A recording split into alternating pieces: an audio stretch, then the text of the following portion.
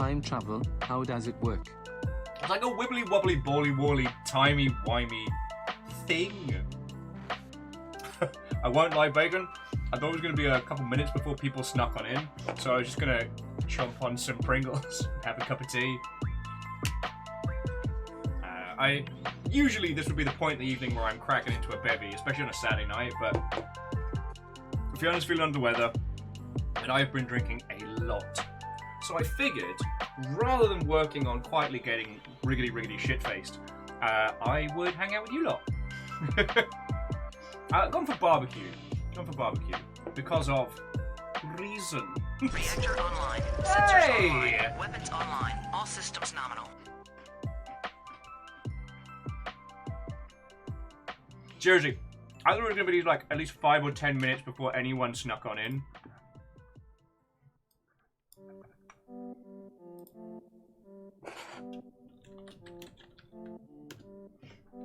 So AR, sorry. Reactor online. Wait, Sensors online. what? Weapons online. All systems nominal. Okay, late night crew, hello. It's been a while since I've been on Twitch. Bloody has, hasn't it? Viking 64 Fendo Wild Coffee. Father Phoenix, how are you doing? Yeah, friends, I was at the Sober X Seattle Indies X IGDA picnic today, and I ended up staying there until close because there were so many good people to talk to, and it's really lovely. Fiona came on down with the dogs, but unfortunately got ill while we were there, so Fiona's resting in the other room. And Ozymandias, Watto, yeah, no, I'm exceedingly late.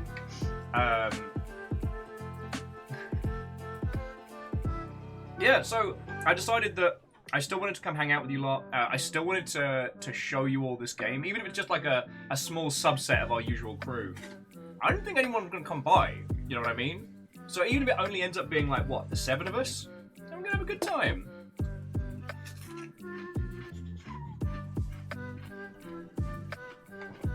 I got that.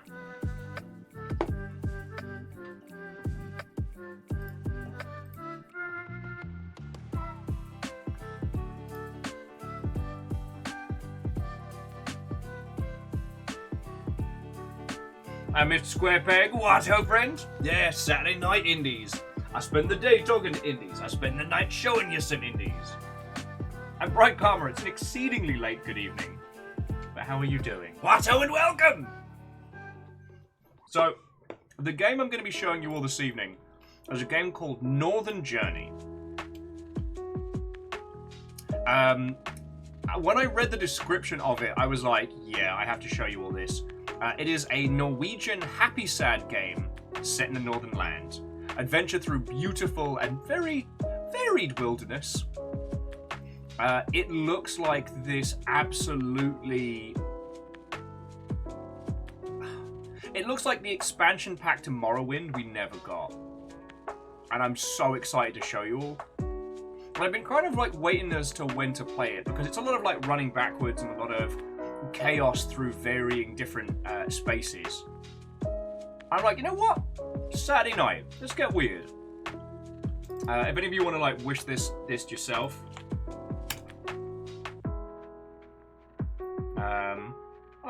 Also, AR, I'm sorry you're having a bout of insomnia, friend.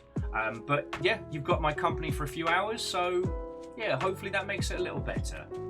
I've always liked the idea of kind of, I don't know, being able to be there for peeps when they can't sleep, as someone who has a terrible sleep schedule.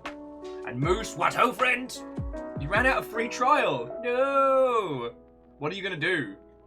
Start again? Start over? Or is this it? Is this the time? Will you become the warrior of darkness?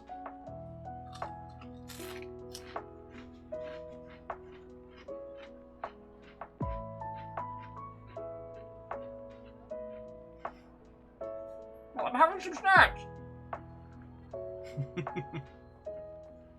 But yeah. So, Square Peg, sorry you're having leg pain. I hope it dissipates. Ozymandias, I've seen the information on the Soulframe trailer, but I haven't seen the trailer for it yet. But considering how much money Digital Extremes makes, And this is the first foray they've had outside of Warframe in donkey's years. I'm very confident in what they can bring together. They're the kind of team that they don't need a follow-up product. So if they're doing something new, it's because they want to. Personally defunct, I did see the Skyrim co-op mod. And I did a little bit of digging into in terms of what it would take to set up. But currently, I don't think it's something that we can do without either knowing someone who can host the server or without having the money for the server hosting. So it's going to be a little while before we do that. I mean, I still think it would be great chaos fun for just a day.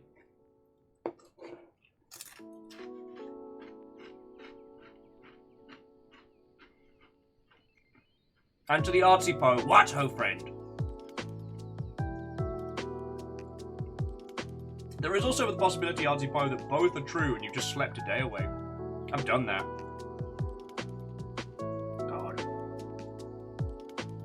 I'm trying to remember the last time that happened. Oh, last time it happened was doing an international flight back from the US to New Zealand and then trying to stay awake to do like a forced reset.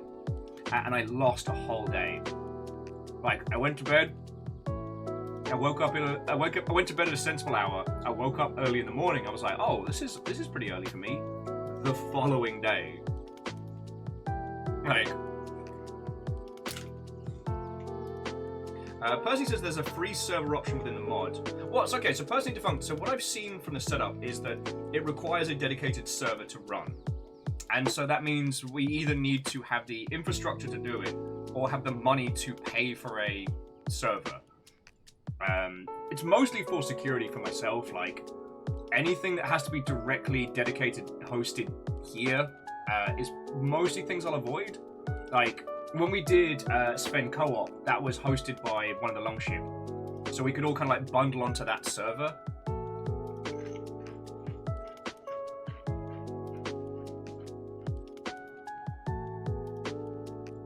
Plus, I want someone with a really sturdy setup, because I want to test. Apparently you can get up to 30 people in one server. Now, how stable would that stay? Don't know, but I'd be very willing to find out. Basically, the running of the Numpties new Skyrim edition. Now, if we did 30 people with Iron Man permadeath on, that could be hilarious for a day's event. Because there's so many things in Skyrim, especially in the early levels, that can just randomly kill you. That could be funny as feck.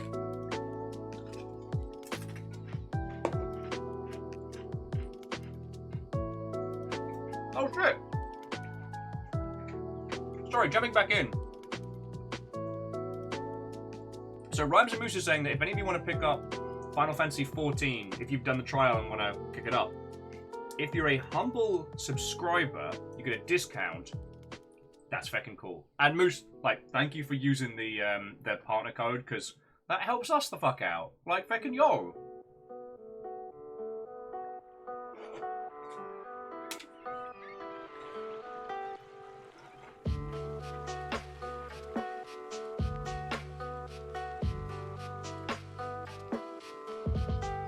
Oh, okay. So Percy was saying that there is a free hosted server. That could be interesting. That could be interesting. Like, there will come a time when we do the Skyrim co-op mod. Mainly because I'm fascinated to see, like, the limitations and what they can do with it. Because the way the Bethesda engine handles things is very fascinating.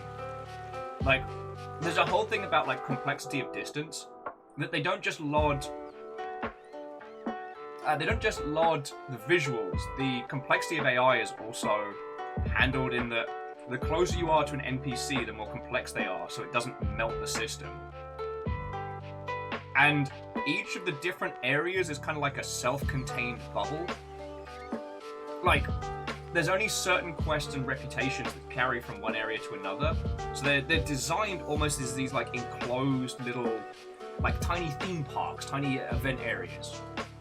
How does that work when you throw a shit ton of people at it? Because it was never designed for that. I'm really curious to see how they solved a lot of those problems.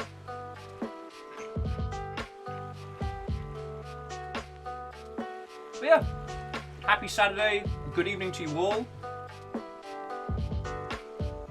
I have a very weird, strange, different game, which I've been looking forward to sharing with you for quite some time, that despite coming out in August of last year, not a single person I know has wishlisted or played this game. And it is a, again, to quote, a Norwegian happy sad game set in the northern lands. It appears to be like a very fast, frenetic, art-focused medieval survival-y game where you survive against strange Norwegian mythological creatures and stuff like that. Like, it looks good. And it's also got an overwhelmingly positive review on Steam, which is feckin' grand.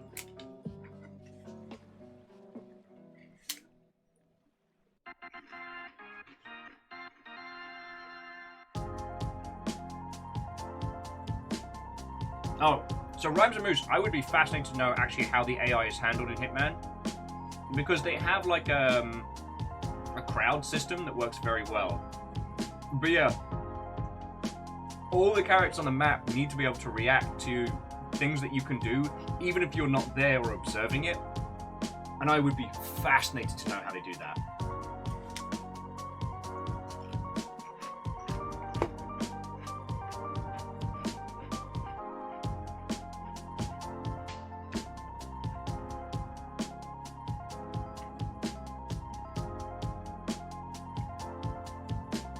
I will say, friends, on the subject of multiplayer Bethesda titles, I do have a copy of Fallout 76 that at some point I am going to chip away at, because I'm very curious to see, like, how the Skyrim mod team solved the problems, and how the Bethesda in-house team solved the problems, because both have different challenges and strengths and weaknesses, and the only reason why I haven't done it is I do resent that to play a game with just your friends, or essentially a private server, with Fallout 76, you have to pay for Fallout First, which allows you to have a hosted server.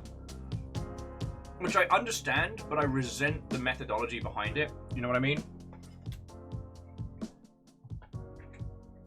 I resent how they put it together. Sorry, and I'm also on Battlestar Snackalactica here. But yes, so friends, how was your Saturday? What have you been up to? I was at the Sober X Seattle Indies X IGDA Seattle picnic, and it was lovely. Caught up with some friends, some industry friendos. I got to see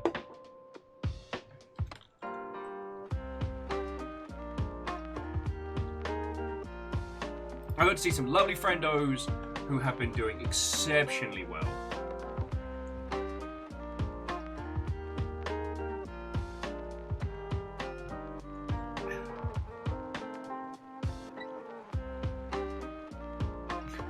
Sorry.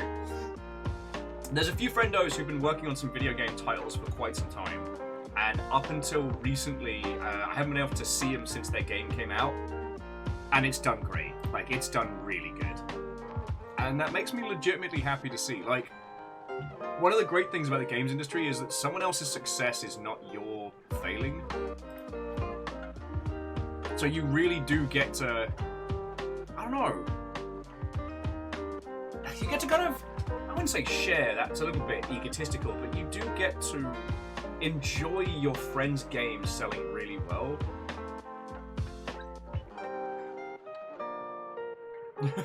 Ozzy was saying for their day, they've played some Warframe, moved on to some Warframe, and now playing little Warframe, just to cap the evening.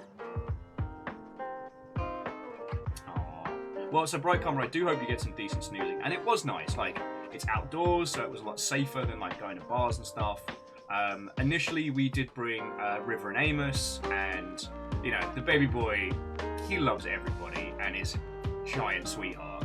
So we got to, I don't know if you can say you can show off your dog, but Amos was so good. He had such a good time. Unfortunately, Fiona got hit with a real bad migraine and had to come home and is sadly not feeling good. So yeah, just me this evening. But yeah, that was my day. And like I said, it's lovely hearing friends' indie games doing well. That just makes me genuinely happy.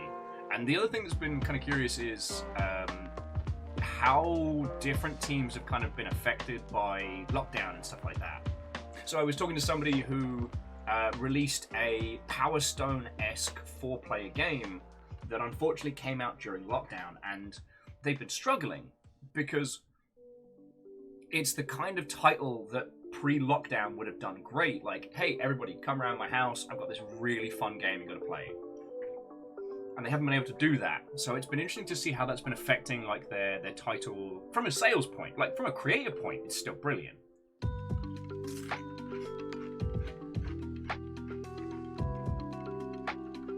And Numbers, a good evening to you, friend. How you doing?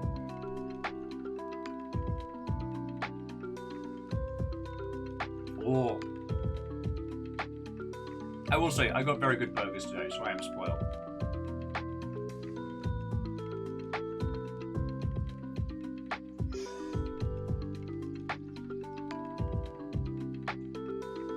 But yeah, to those of you that I haven't seen in a while, welcome to our late night little adventure. How are you all doing? Oh shit, yeah, Numbers. I got 3 deluxe yesterday, and it was good. It was good. And then Tim, like Global Game Jam Tim was working the grill this evening, and he's very good at what he does. So I got to have a fresh off the grill burger. It was right good. No, it's been a lovely little day. And yeah, to all of you who are tuning in for our late night nonsense, I hope you're doing well. One thing I will say, friendos, so the game that I want to show you this evening does have one downside. It is a mouse and keyboard only game, and I've still been having a bit of problems with my hand. So we may have to alternate to another title, but we're definitely going to be hanging out this evening. So yeah, we might not spend the whole night on Northern Journey. Damn it, no, it's not broken. I've just, from a combination of like email writing and Neon White and Sniper Elite 5 and stuff, I've basically strained my hand, and the backs of it needs a bit of a chance to rest. But unfortunately, due to my current profession, that's not something I can balance too well. So I've just got it strapped up, been taking painkillers, and I'm going to give it a nice breather, like, you know, tomorrow and Monday. Well, as much as I can, you know. As much as I can. But yeah, so I guess this is somewhat to Ozymandias, but so what with the skinny from TennoCon? I saw a new Warframe armor. It's got like a biomechanical wolf thing going on that eats people. That's rad. Apparently the new Warframe expansion has been released. That's fucking cool. Bright Karma, that's very kind of you to say. But I'm still the only paycheck in this house. And I mean, I'm so lucky to have all of you lot, but I gotta be here. I gotta be here. And okay, I fucking love doing this, you know. It's not like I have to drag myself up the proverbial Greek mountain as some form of torturous punishment to yell about indie games. I fucking love doing this. It just means on my downtime, I can't play, well, at least until my hand is better, I can't be playing Neon White. Sniper Elite 5 is out, so. No, and Bright Karma, that's entirely fine. Thank you for taking concern. Like, it's not carpal tunnel, it's not anything bad. I've just strained it. I've just used it too much. Sorry, every time I'm like, okay, maybe we'll play something different, 5D chess with multiverse time travel looks at me and goes, hello! I have actually won a game of that. I'm very proud of myself. I used a queen from a Doom timeline. Very, very clever. I mean, Numbers, we could play tic-tac-toe. I don't know if we'll have enough people, because I didn't have like a definitive start time, and all of our lovely friends based out of Europe are all they should be long to sleep. They should be snoozing well.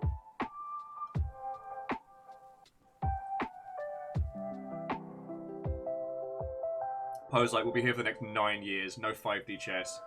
Okay, either 9 years or 20 minutes, but with a massive headache. I will say though, even if you play it and experience it and then lose, like, 5D chess is fascinating from a creative standpoint. Like, I really cannot recommend just trying to experience it, if you can. Because creatively, it's loopy bananas. And it does a really good job of representing a very, very complex idea. Oh, okay. So Ozzy's been avoiding TennoCon, which is understandable if you haven't played the new content. I am also drastically behind. The two new frames were announced. One was the big werewolf, yep. And the other is a shield and spear frame. Okay. And the crossplay beta is coming soon. Yo. That's dangerous. Because that means I can play on my Switch with my current build. Oh no.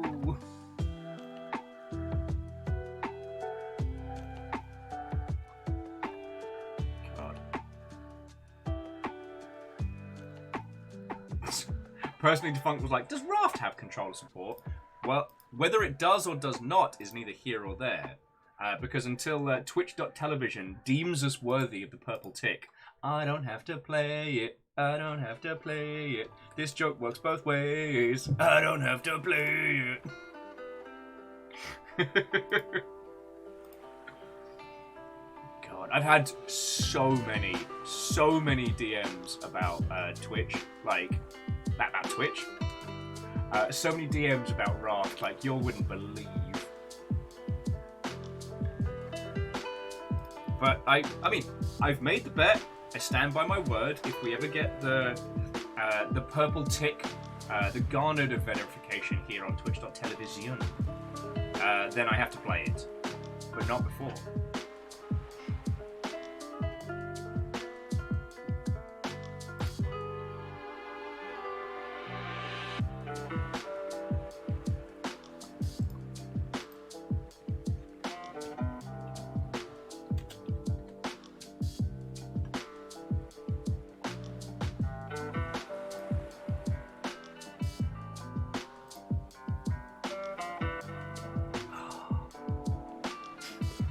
Numbers are saying, you're gonna eat so much crow when you get checkmarked. Or should I say, shark.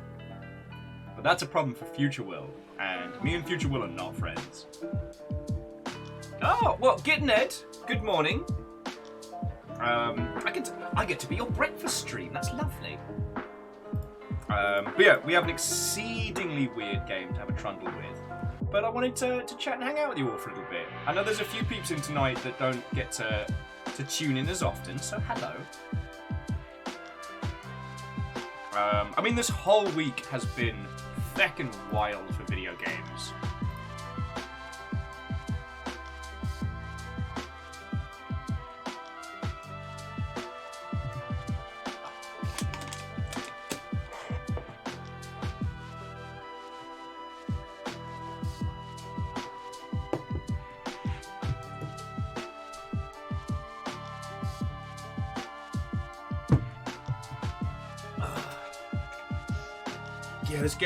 This week has been absolutely wild for video games and video game news. Nothing super bad, but like, you know, we're possibly looking at an Armored Core announcement in the coming weeks. Unity's shitting the bed.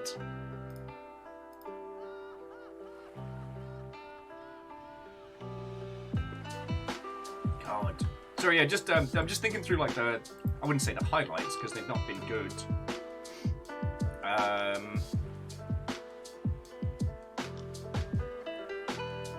Oh yes, the Warframe game getting announced today. There was a few details going out about how it's absolutely not supposed to be a Soulsian type game. The new game that Digital Extremes are making, but it will be slower and heavier. Also, nobody talked about this, but Apex Legends released 3 VTuber models yesterday as part of a promotional push.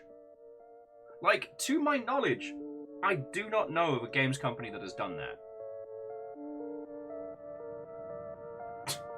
Oh, now it's chaos. Eric's in. To Park Programs, good evening, saying eat some shark is a euphemism I can get behind. I stare at you to the Final Fantasy remix soundtrack. But I don't have to play Raft until unless I end up getting verified here, so aha! Oh yeah, personally defunct. I mean, okay, Unity from a business standpoint is such a mess.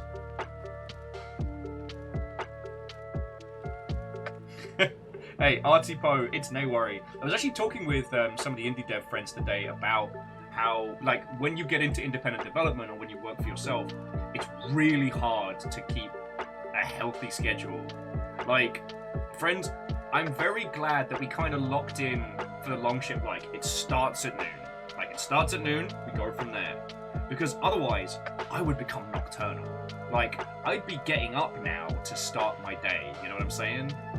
I have no self-control when it comes to a sleep schedule, so I would just be like, as the sun goes down, we'll get some. Getting in. What's a schedule? A miserable pile of secrets. Sorry, that was a tea burp. I've been chatting all day, so I've actually got a cup of tea. I know, but you'll be all happy to know that we drank until 4 o'clock in the morning yesterday. Yeah, very sensible. Friends, as a conversational topic, Ozzy was asking if there's any games that makes you, like, well, Ozzy was asking cry from nostalgia, but like games that really hit you in that nostalgia space. For Ozzy, it was Final Fantasy X, because it's like the ones that really get me with the emotions of nostalgia.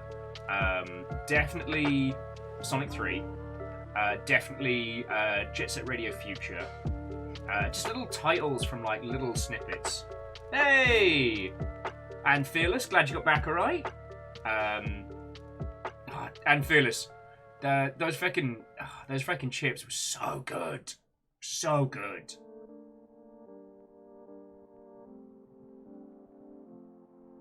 Artipo's like, schedule is a lie. High five the morning people as they go to bed and you get up.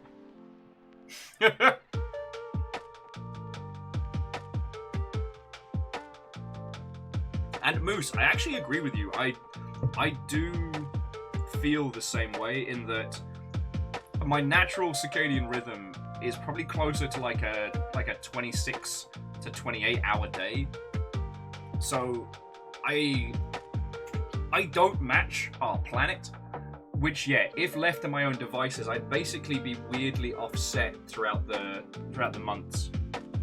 Hey, and good evening, Sadlin. How are you doing? I don't know if I said it yesterday, but Sadlin, thank you for playing DJ once more with our post Sea of Thieves after party. So friends, you didn't miss too much. All the exciting shit in Sea of Thieves happened on stream, and then afterwards we did a few of the merchant missions. So we just put the merchant emissary up, did a couple of the undersea wrecks, and it was really nice. We made a lot of money, put our rep up. Nothing bombastic. Hey! Camille, good evening to you, friend. Okay, I'll have to sneak in some more of these evening streams, because I'm getting to see loads of people I don't usually.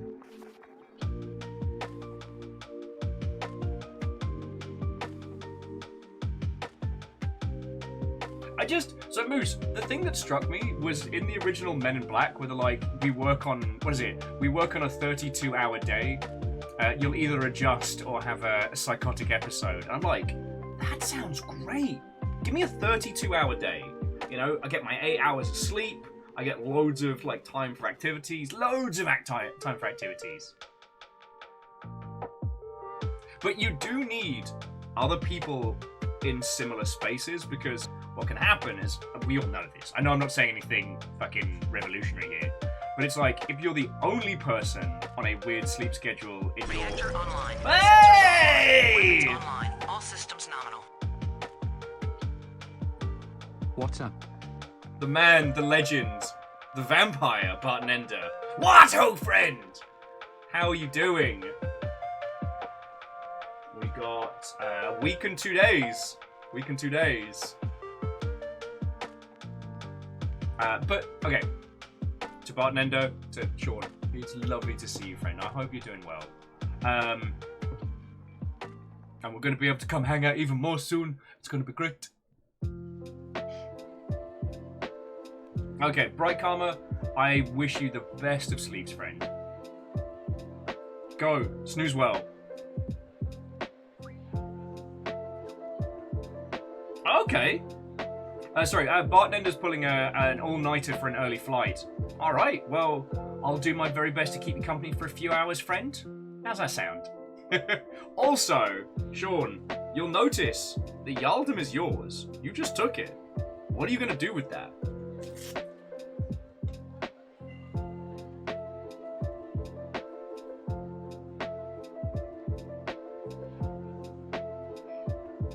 Okay, and Fearless was saying that the body tending towards a 25 to 26 hour day schedule is a documented phenomenon. Cool.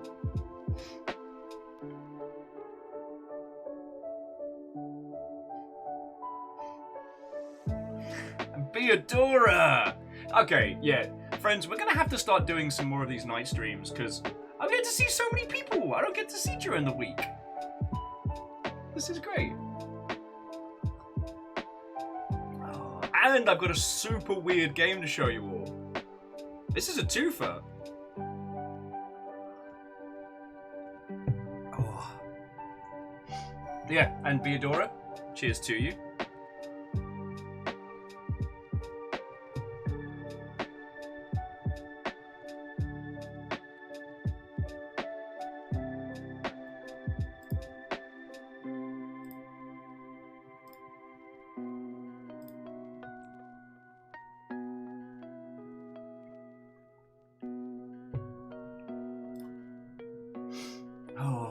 But yeah, so Beadora, Camille, Artsy Poe, how are you all doing?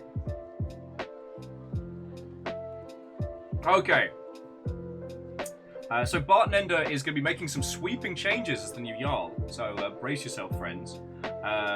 They'll be instituting a law of free mead for everybody who wants it, and a feast for all who eat. I think we can swing a feast. I think we can do that. Copious amounts of food and beverages. Our might grows upon the shared vespers of this evening. Our count will rise forevermore, and in our shadow our foes will quiver and fear, unlike any other they've ever known, until they realize with dread they're only reaping what they have sown. I didn't realize you were going to give me cool lines like that. Shit.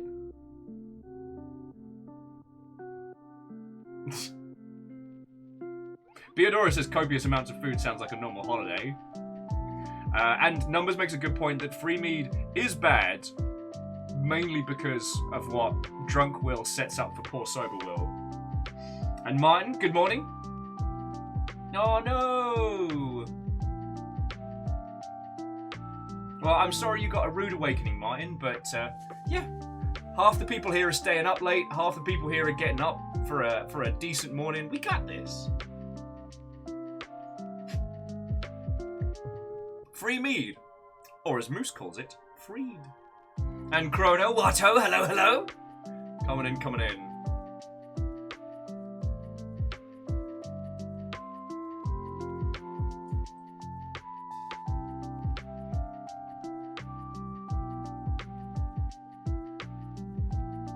Well, as I was saying, friends, we stayed up late last night kind of partying on the Discord after stream, and it was lovely.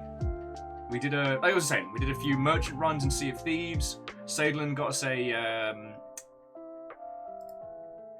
sync tube going. There were some excellent tunes. Oh shit, like I didn't tell you all even like the...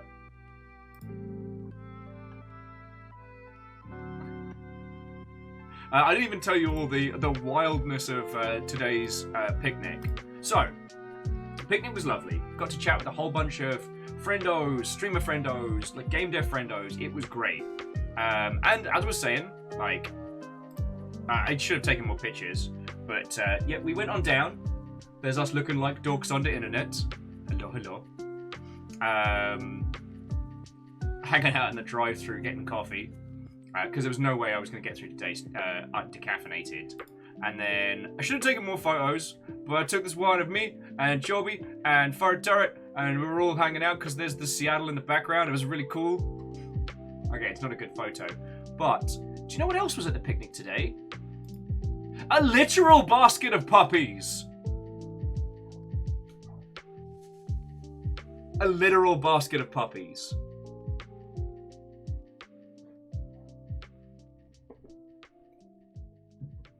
I'm just gonna leave that there for a second.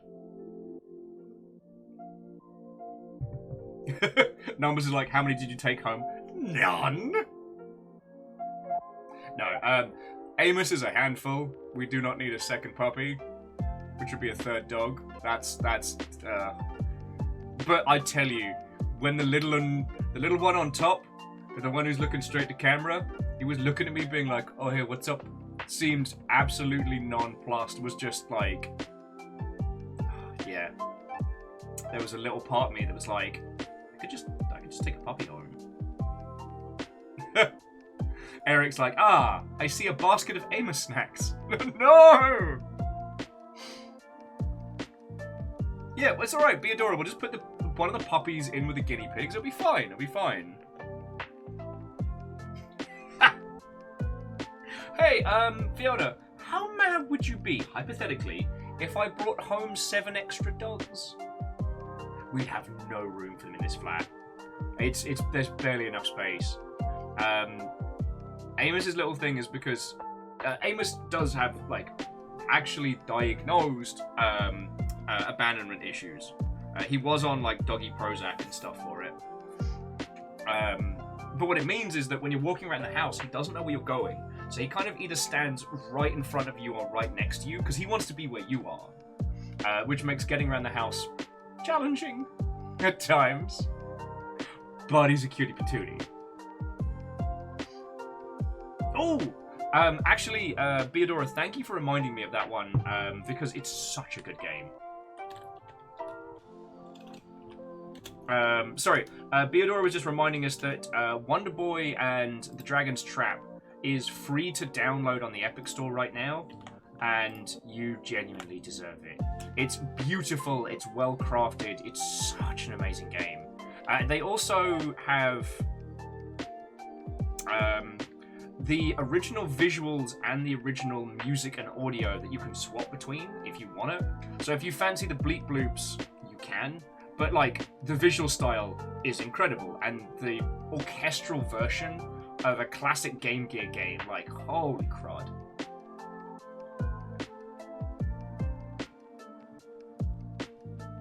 And at the price of no money, you'll deserve this. But yeah, so Eric, how are you doing, friend? There was a couple of people from Gig at the Indies meet today, which was real nice. Although it kind of solidified what people have been calling the Seattle Mafia. Maybe not so much with the streamers. Like, by the time I got there, a lot of the sober people had left because, you know, hand in the air, I accept my failings and my mistakes. I might have taken us to Gasworks before going to where the picnic was actually held. Because, okay, in the past, every time sober have done, like, the picnics during the summer, it's always been at Gasworks, right? Right? God. But we did make it on time. We did get food. We did get to see everybody, which was absolutely lovely. Yeah, you know what? Keep my chill jams going. I'm enjoying talking to you lot. And Mega Boss, good morning. What ho, friend? Hello. You just woke up. We just got started.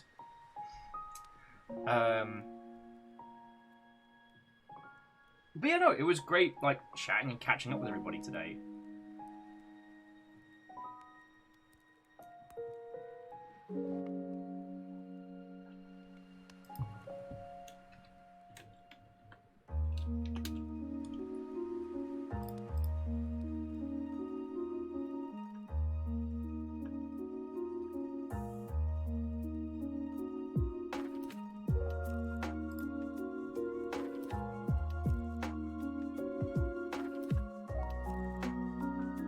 Excuse me.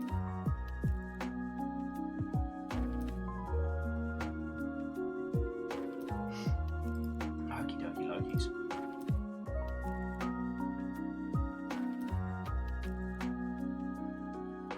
Haha, joke's on you personally, defunct. I'm undead.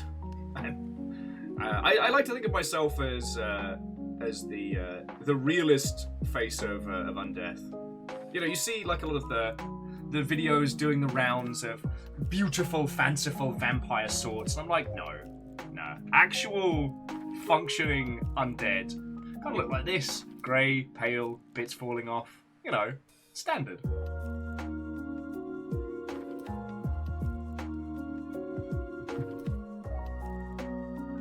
Wait, you turned down functional vampire swords? Do I look like I have vampire sword money? Is this the kind of face that has, like, fanciful... Reactor online. Sensors online. Weapons online. All systems nominal. Nichiobi, Watto friend! Hello. Come on in. I got a spot of tea. I have a game that none of you have played.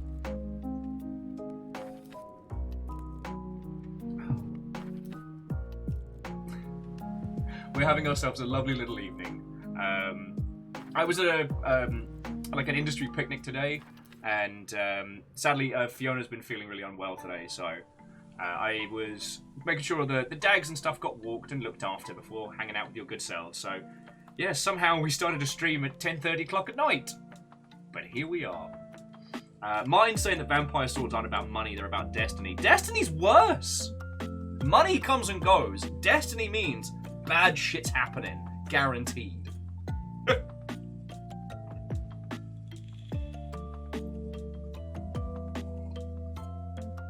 Oh, actually, Nichiobi is asking a very important question. Are we talking about regular vampire swords or cursed vampire swords? Because that's very important. Theodora's like, I don't know. Destiny was an okay game. You're all terrors. You're terrors. It's too late in the evening for this nonsense.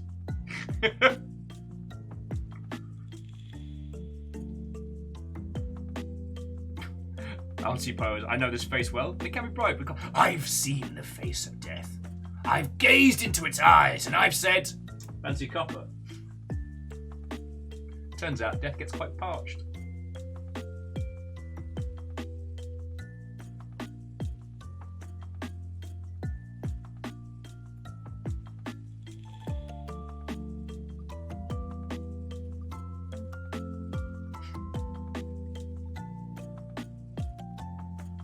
Okay, Theodora's rocking 8 AM on a Sunday morning, so it's too early for this nonsense. Oh, and Percy Defunct is saying the sword is like 110% cursed. This is a super cursed sword.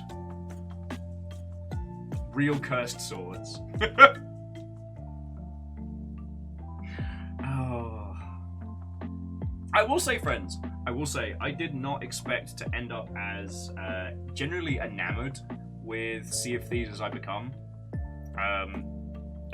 I wouldn't inflict upon you 3 days in a row of the same game.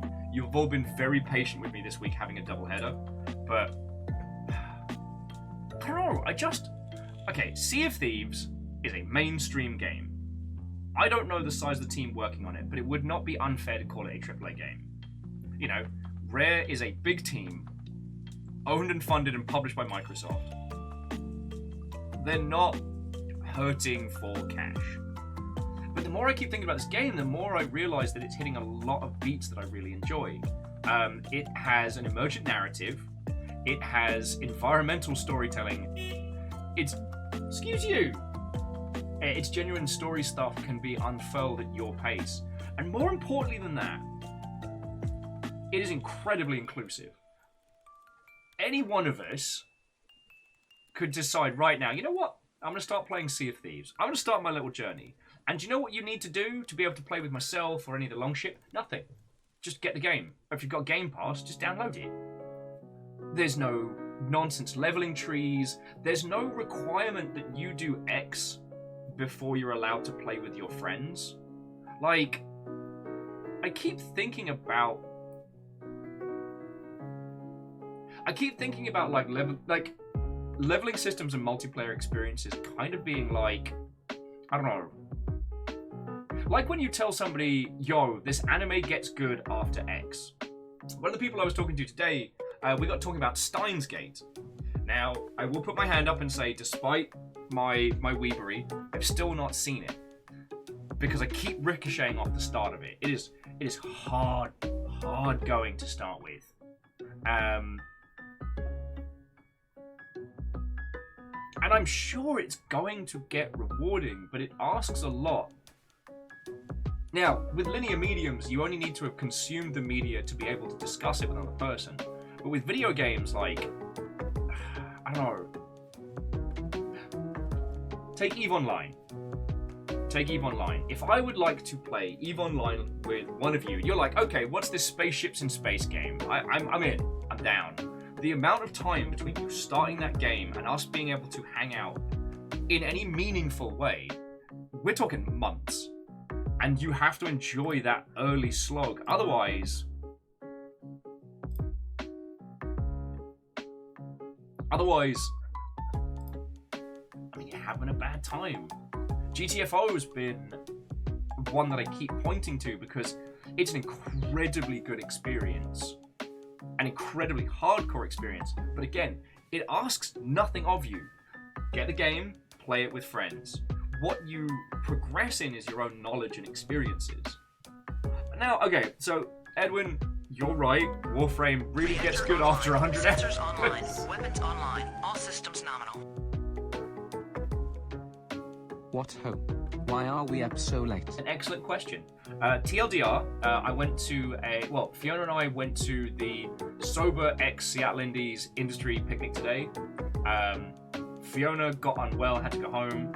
I stayed, chatted with everybody, and then since I got back, I've just been looking after the dogs and stuff. So I promised I would do a stream today. I promised we would hang out, and I try and keep my word.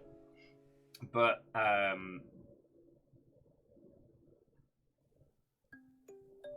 yeah, I have a very, very interesting game that none of you have played to show you called Northern Journey, and yeah, gonna have a good little evening.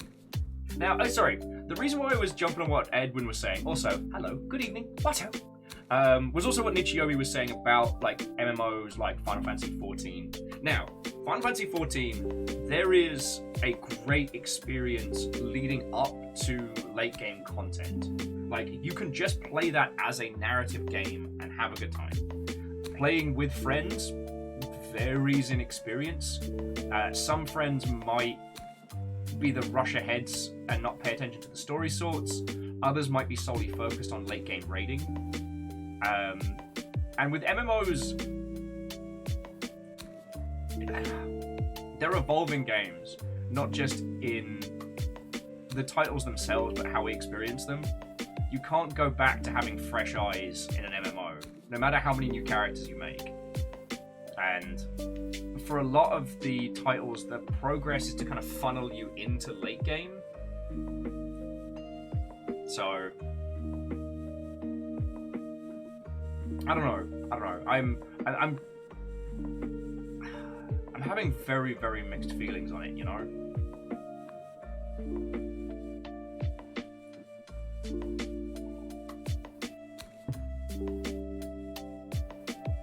Well, so Bertie Defunct was mentioning Destiny. I swear it gets good up to 600 hours.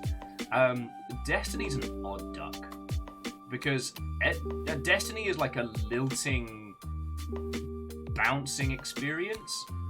But it definitely suffers from both, like, experiential narrative. Well, and I guess I should also say, like, mechanical bloat. Like, I don't know if you've seen what the new user experience is right now. Okay, personally defunct, sleep well, have a lovely rest of your evening, and thank you for the banter. But yeah, I don't know if you've seen, friends, what the, I should say Destiny 2, but the current new user experiences for Destiny is fucking impenetrable. And to go from, hey, come play this game with us, to go from suggestion to actually in the same fire team hanging out is a mess. And it's confusing and weird, and there is no clear line through. Oh, Beadora, if you've got money, just pick up Stacklands. Just do it. It's wonderful. I mean, it's what was good about Cultist Simulator, but better, and you're not supporting a piece of shit bloke, so. And they just added an island expansion for free, and it's so good. So good.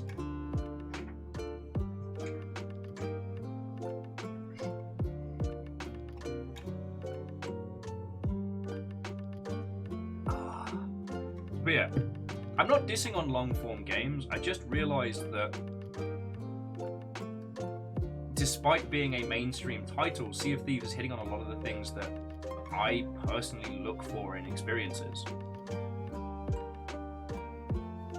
So Beador Astray is coming out on Tuesday, and we've had a few talks about it as the Longship. No one's really made their feelings strong one way or t'other, so I might just stream it on Tuesday. But I haven't decided. I don't think it's going to be a long play game, but, you know, we'll see.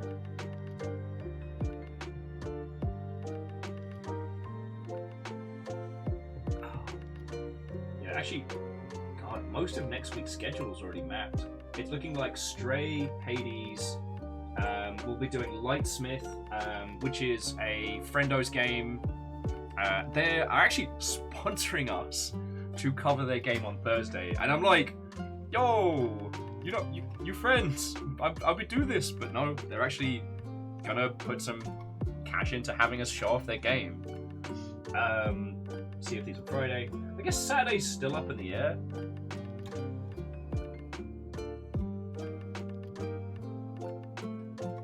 Oh, and Joda, good morning to you, friend. Hello, hello. And Edwin, I wholeheartedly agree. Now, I also want to say, like, it's very easy for us to pick apart games like Destiny from the sideline.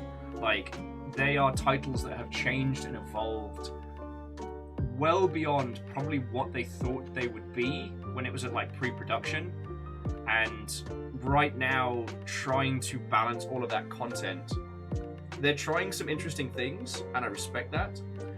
I don't think they're doing it well. But it's okay. I don't think that the content vaulting is a smart plan, and I think rather than creating a sense of enthusiasm, I think all it makes users feel like is, yo, the game bits that I bought are gonna disappear. It creates kind of this sense of impermanence in your character and your actions. Personally, I think they should have kept the long story blow. I really do. I know that's incredibly counter to what I'm saying, because I'm saying I want multiplayer experiences where we can all play together and just jump in. And here I am saying that I think Destiny 2 should rework itself to be more of a long-form title. But I think much like MMOs, much like Warframe, things like that, there's a joy to be had in starting at nothing, working your way through. And honestly, like, Destiny 1's campaign, and like the feckin', what was it, the Fallen King in Destiny 1 was exceptional. Like, and just being able to play through all of that as a thread.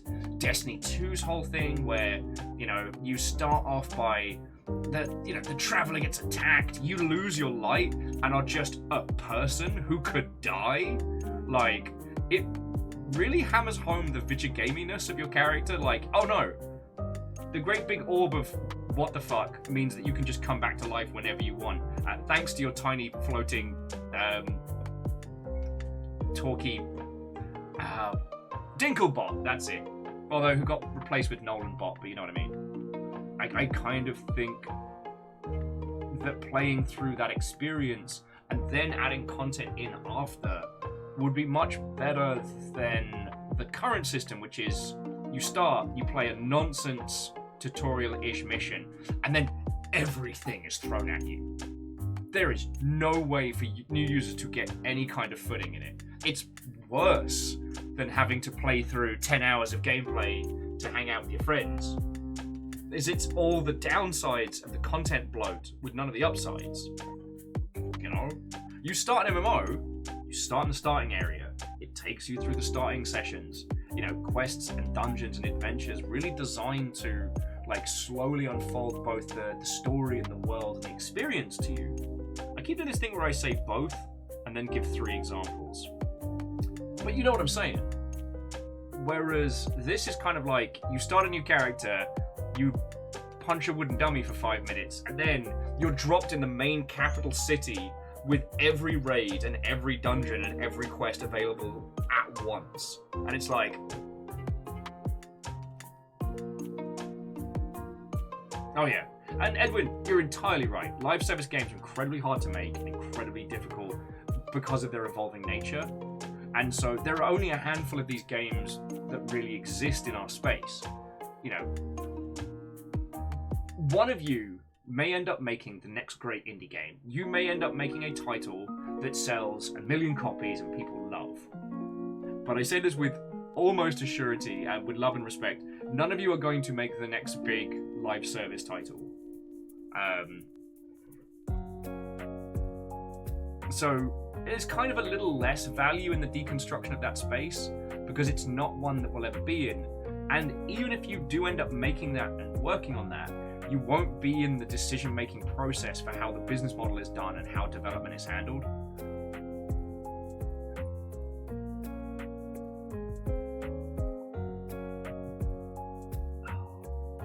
But yeah, Edwin, I do wholeheartedly agree with you.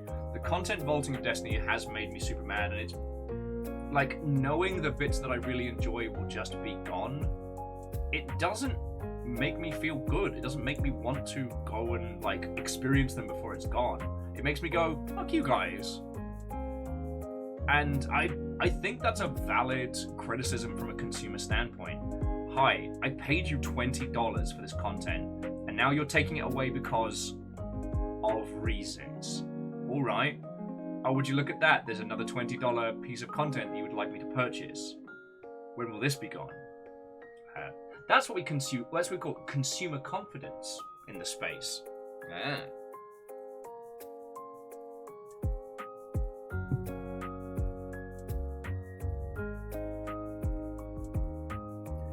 So Vidora, you know, if you want to get back into Final Fantasy XIV, you know how many long shipyards we have.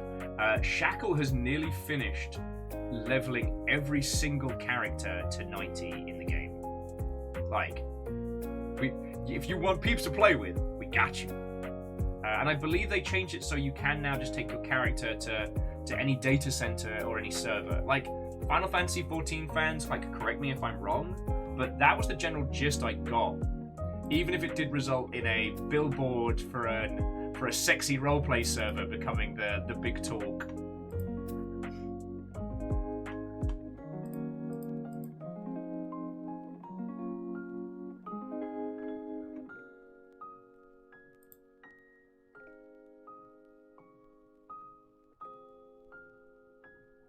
So Edwin was also saying part of them wishes that there was a campaign-centric version of Destiny for sale somehow. Like its own little separate thing that could possibly connect with Destiny 2. Yeah, I thoroughly enjoy that. I mean, I guess that's me, but there's large parts of the experience that I'd like to go through at my own pace.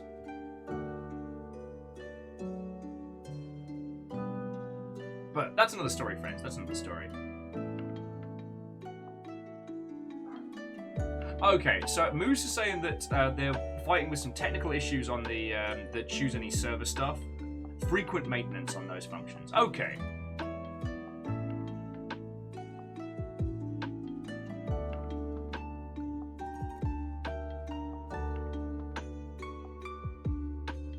Well, and so Ozzy, this is one of the reasons why discussions like this are really interesting, because this isn't a problem that plagues every game.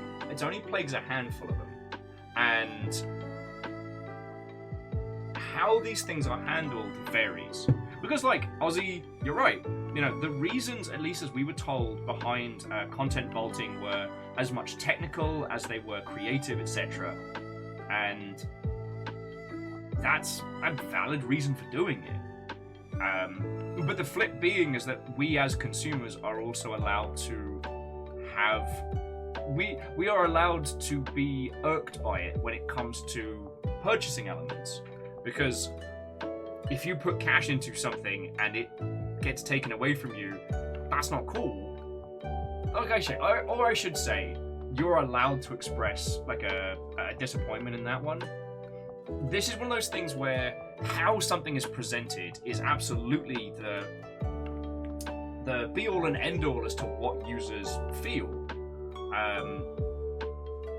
Like, for example, if you started a video game, and in that video game you tell people, right, we are going to have rolling content. This content will be available for a week or 2 weeks. Play it during that, and it's done. Users are okay with that, but presenting users with long-form content, or I should longer form, like content within a game, and then saying it's being removed, like at the end of a season or the end of a thing, that doesn't go over so well.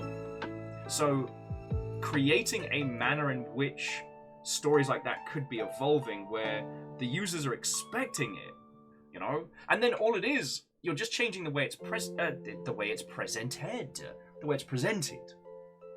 This is one of the things that's so fascinating because, like, you know, video games are entirely a fugazi, a magic trick, right? The whole shebang. Yeah, Rest XP. Feels like you're right. That's the best example of it. But behind the scenes, you could be dealing with the hackiest, jankiest code of the least functioning, or some of the truly bizarrest solutions to strange problems. So long as the user feels like it is a thing. It doesn't matter to the user that the train isn't a train, it's actually a group of people that trains for hats. If the user never finds out, doesn't matter. All the user sees is a train doing train stuff, right? And this is where this whole art medium becomes so fascinating, because then it's not about how it works, it's about how the user feels about it. You know what I mean? And with stuff like this, it's the realization that things beyond the scope of the game itself can change the experience. My friend used to talk about this with the enforced timer. So take Dead Rising. God, I had to go into the feckin' vaults for that one. So Dead Rising, right? One of the great zombie games of our time. It's frenetic and funny and horrifying and awesome and ridiculous and brutal. One of the things that jarred people up the wrong way was when they found out that there's an enforced time limit in the game. So basically, if you want to follow the main story, you have to be at certain places at certain times to then, like, push different storylines forward. And the idea being is that your character spends 3 days locked in a mall full of zombies, trying to find out what went wrong and then escape. So the experiences unfurl almost in real time in different sections, which is fascinating. But one of the things my friend noticed was the biggest concerns that people had was about that time limit. Like, if you faffed around looking for other survivors or garnering supplies or exploring, you could miss the window of the next story mission and fail. Like, game over. People hated that.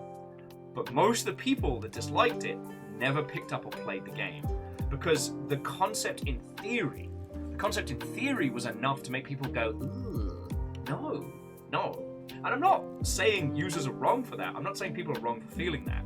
But it's amazing the power of a concept. This is one of the reasons why people in marketing get so uppity about controlling the message. Because you don't want to accidentally say, oh yeah, no, whenever you play this game, it's going to pull dollar bills out of your urethra. Even if that's fake, that's a horrible image that's going to stay with people. Look, it's nearly midnight. It's long ship after dark.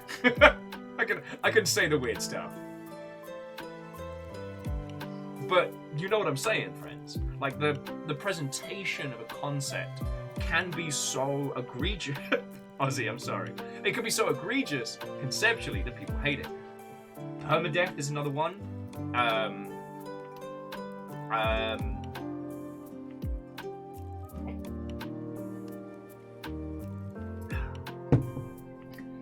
Eric's like, wait, what are you telling these people? Ah, I see you tuned back in at just the time.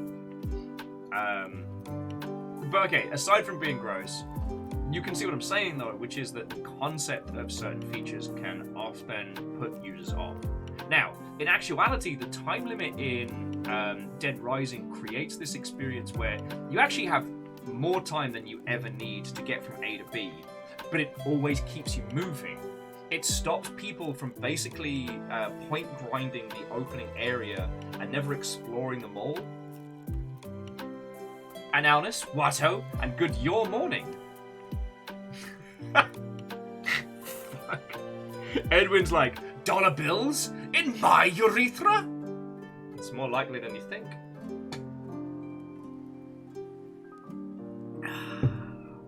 Why am I like this?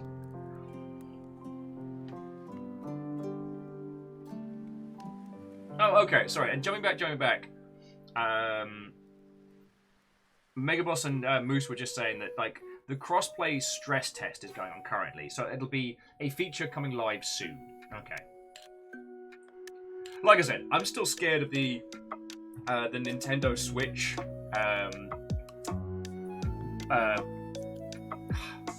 I'm scared of the Switch. That's it. Sorry, friends, you found out my true fear along wasn't thalassophobia or sharks. No, it was the Nintendo Switch console. Sorry. If Warframe's getting crossplay, the possibility that I can use my PC account on my Switch scares me. It scares me a lot. Oh, okay, so Theodora makes a good point. Should have bought a bum bag, or a, as the Americans call it, fanny pack. Instead of storing vacation money up your pee-pee hole. Okay, yeah, no, that's much smarter. Much smarter.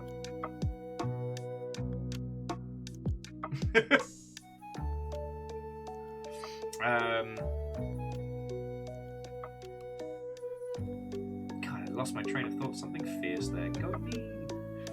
Oh yes, just the presentation of systems. And yeah, Iron Man mode is another one of those.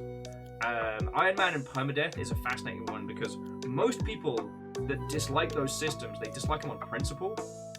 And so finding out that a game has permadeath or an Iron Man mode as standard can make people just not buy a game outright. And again, I'm not saying they're wrong, but it makes you think. They haven't had the chance to experience the games, they don't know how it applies. Like, personally, if you're going to play XCOM 2, play it with Iron Man mode on. Just trust me.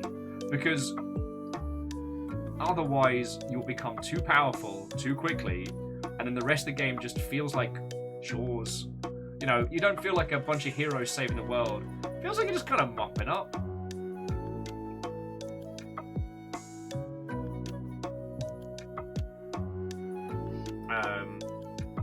But yeah, I find this a fascinating topic because it isn't something that we as creatives or as individuals will probably have a situation where we interact with.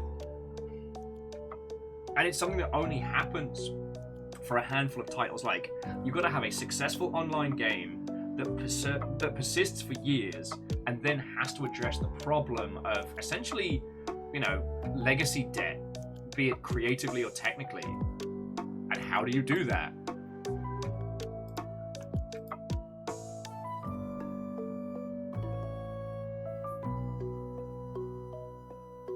Oh yeah, and I will say, like, Megaboss, like, Darkest Dungeon's another fascinating one. Like, Darkest Dungeon feels impenetrable until you know it. And I know a lot of people that have avoided playing it because they're like, oh, no, I don't want to play that. You know, that's permadeath. I'm going to lose progress. I'm going to get upset. But it's a game that if you didn't have that sense of loss, it wouldn't mean a hill of beans. You know what I'm saying?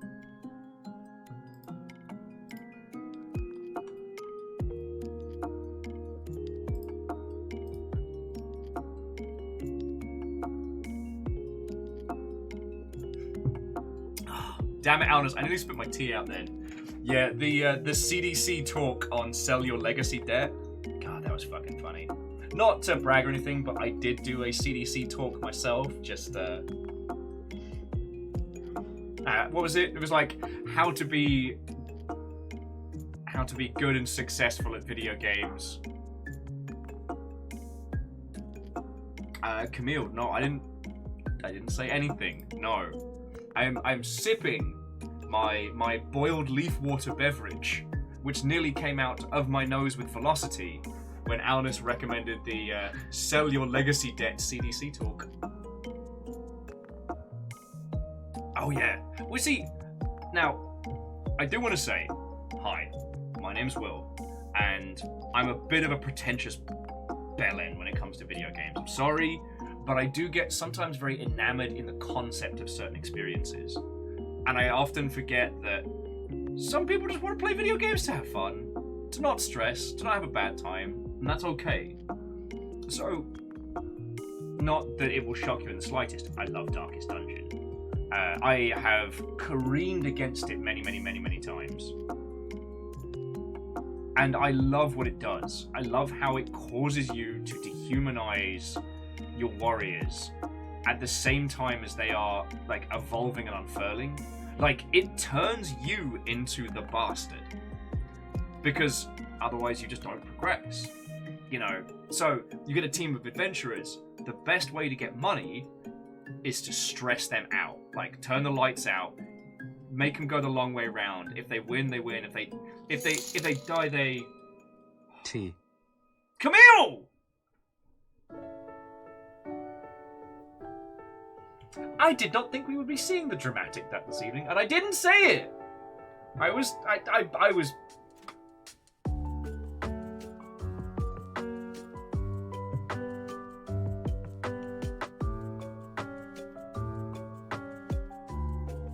Camille, thank you kindly for $20. I mean, hopefully you know by now how much everything that you and everyone throws in means. I love the fact that I get to keep doing this, but... Okay, Salem, I didn't say it. I didn't say it. Look, I thought I'd be hanging out with like 4 people tonight, because I started this stream at like 11:15. But no, Camille, thank you. Seriously. But jumping back, yeah, Alnus, the fact that it's stress and not sanity in Darkest Dungeon I thought was a really nice touch. But yeah, with Darkest Dungeon, you stress out your troops. Then they start developing problems, you know, like a gambling addiction, or... I still remember when my my berserker lady, barbarian lady, I stressed them out too much on a mission. They went to the pub and then the brothel, and then went missing for like a month, and came back with a lifetime ban from the sexy house, and riddled with STDs. And I'm just like, what did you do? But the thing that's interesting about it is that, well, usually in video games, I'd be very compassionate. That character has put me in a bad spot. Even though I am the one that stressed them out. I am the employer. I'm the baddie. Oh shit, also, Camille is the new Jarl. Camille, what will you do with your newfound power? Bartender's rule of free mead was fun and flavorful, but it has come to a close. So sadly, those of you that did not finish your free mead, you will have to return it.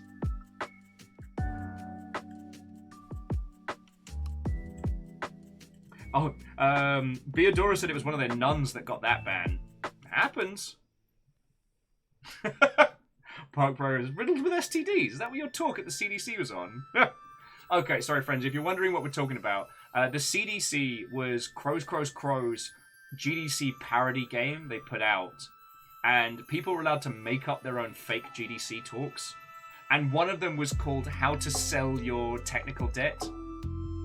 I think mine was How to Succeed in Games, and I just talked about being already rich and extremely white. I decided I was just gonna... I wasn't gonna mince words, I was just gonna go straight for the nose. The Unity versus Unreal panel was still one of the highlights.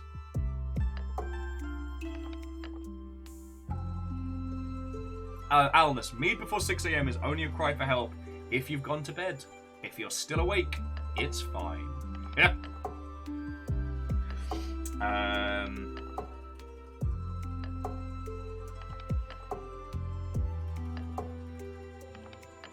Hookshot says they're close to switching to Unreal.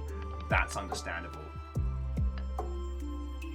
So Bob Coe was adding that with themselves and movies, there are true cinematic masterpieces that are deep and thoughtful, but it doesn't mean you can't enjoy turning the brain off or watching superheroes and explosions. Yeah.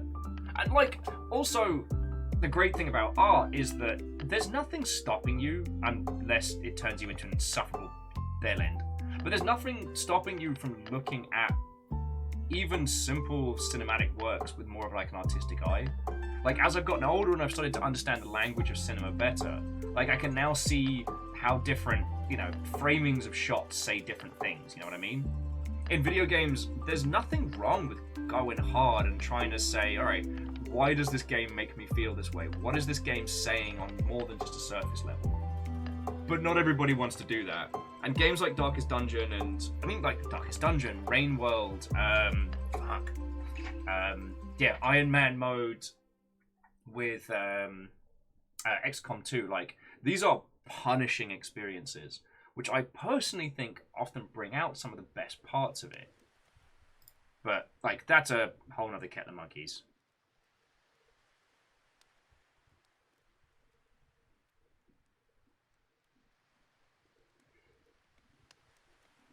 There we go. Give me some more chill jams while we're still chatting. Okay, Mega Boss. Go, have yourself a lovely rest of the day. If we see you later, then wonderful. If not, don't worry. I still do have a very lovely, weird game to show you all, but I'm kind of enjoying the banter. Okay, park programs, not every game you can understand. Not every game can go beyond the surface level. But sometimes I am guilty of becoming so enamored with the artistic and the conceptual that I lose track of, this game isn't fun. Case in point, Mind Jack. Mind Jack is not a good game. But, if left to my own devices, I will talk your ear off about it.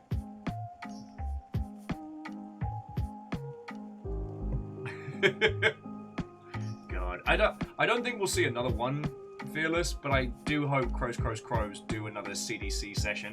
So I've got so many dumb ideas I'd love to put in. I mean, hell, I just want to see the club come back. Yo! Humble store purchase made for $30.59. Oh, okay. Whoever that was, thank you kindly. I know I say this on the regular, but for all the faffing that you have to go through to buy something through the Humble store, like using the partner link here, at the end of the month, that helps us out a whole bunch. So seriously, thank you. Oh, way cool. Durry finally picked up Monster Hunter Rise. Yo, I really hope you enjoy it.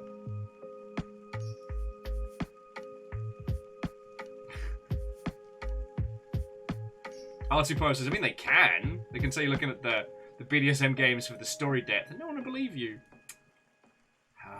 I mean, joking aside, sex and sexuality is still the one thing artistically that we suck at as an industry. And I understand the reasons why. The horizontal mambo is incredibly expensive and difficult to represent, and because of the complexities of it, it's almost impossible to make a title that will appeal to everybody. So you have to specialize, and at that point, you're just creating something that caters to a specific group of people, and then you're getting into some, yeah.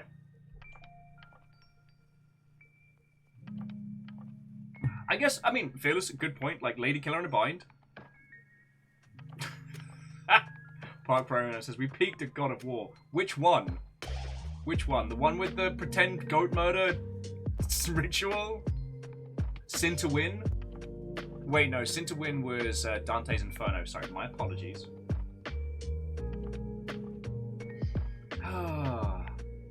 So, friends, shall we continue our bantering and our nattering as we go on a very strange adventure? God, it's midnight already. Let no one say I'm not dedicated to to hanging out with your lovely selves. Though, like I said, I did not think there would be 44 of you hanging out at this hour. So, fucking we.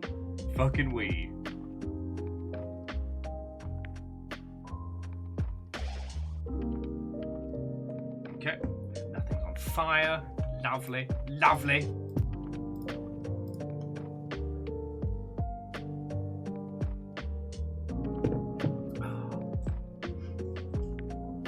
Although I guess everybody's at bloody TwitchCon Amsterdam this evening. So maybe that's it. Maybe all the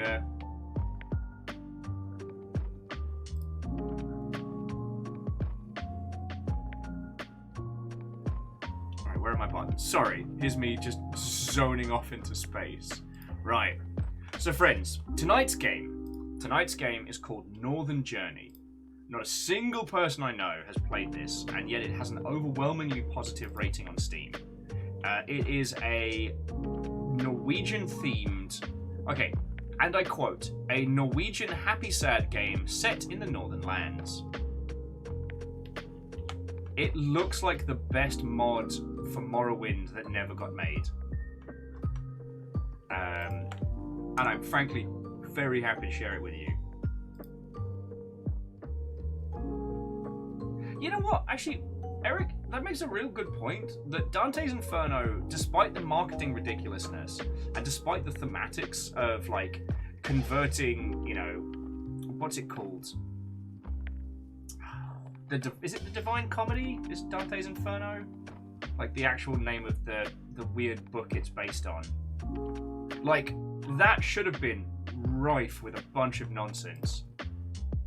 And there's not really any of that in there.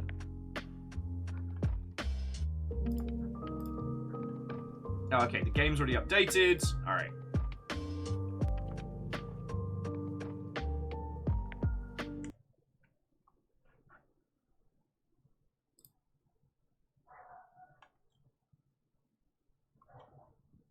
Okay, let's get this going. Just adjust the audio and then we should be good to go.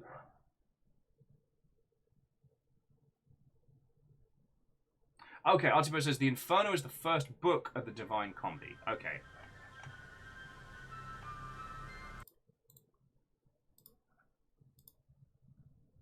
Oh, this is good. Okay, friends, you know what? This might be the perfect kind of weird game for this hour.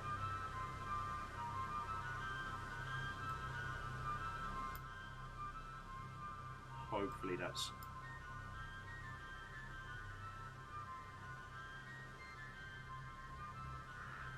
Okay. Hopefully you can hear everything fine. Deus said it should have been Oxenfree. But you'll know Oxenfree. And I will say, that's one of those games that I'll probably never stream. Not because I think it's a bad game, but because I think it needs to be a very personal experience.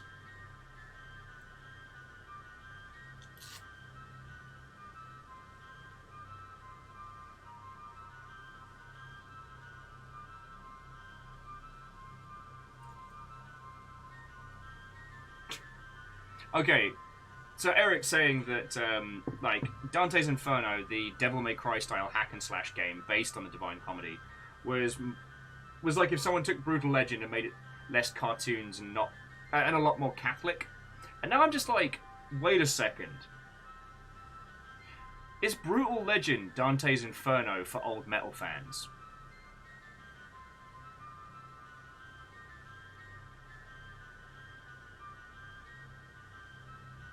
Okay, Deus has only just finished their first run-through of Oxenfree, but they hear, like, second-plus playthroughs have some interesting... I couldn't possibly comment, but I will love to hear your thoughts and feels when you play them.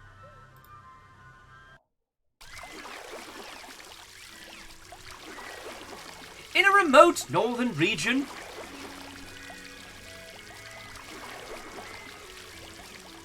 Oh, man, I gotta pee now. This fjord has many arms... I'm surely lost.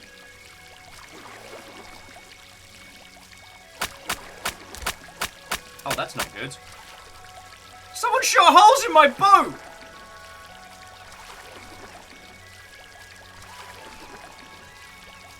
What's this? A tutorial that treated me with respect? I need to get to shore! I cannot swim! Oh, that sounds like a you problem, mate. Didn't realise it was going to be Sea of Thieves once more. I barely made it. What do I do now? Do I get some fucking vengeance? Oh, God. Okay, that's very jarring, but... Okay, when red dot, save is disabled.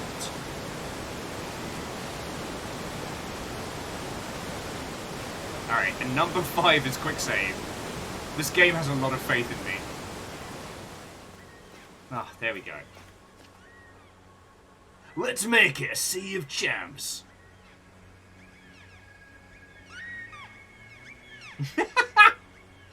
That sounds like a you problem, quotes the person who won't get in the water. Look, alright, I am very glad I got to watch you all attempt one of the coral shrines last night.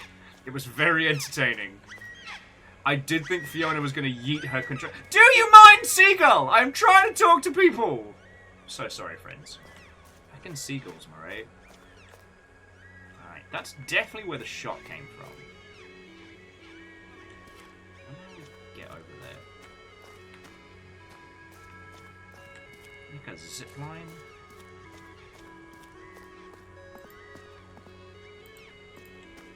Something tells me we need a sword. Yeah, seagulls be like that. The seagulls did not mind, said the narrator. Seagull realism? Yeah, you know what? Fair. You should save frequently. It will not be done for you. Quick save.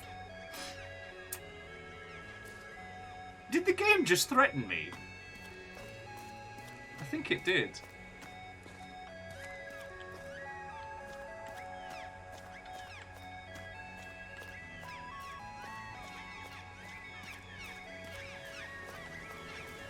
Seagull noises intensifies.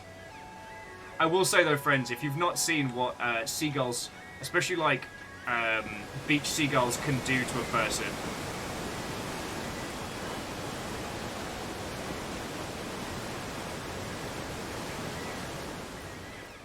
The tutorial mode.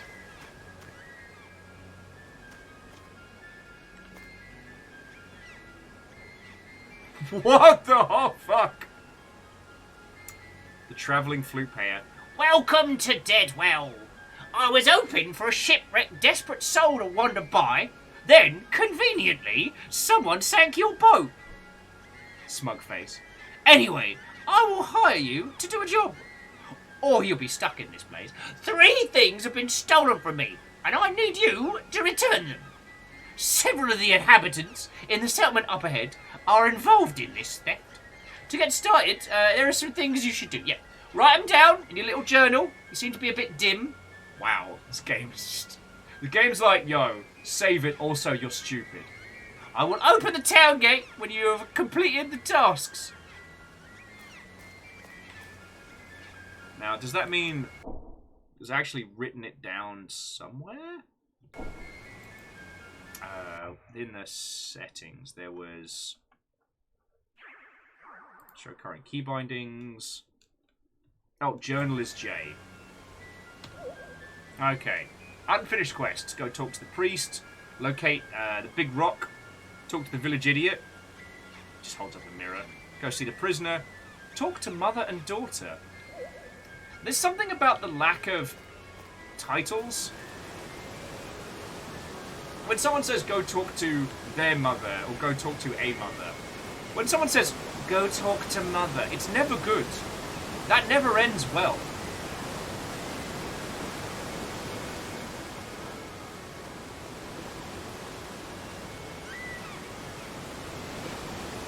What the fuck is that? Save.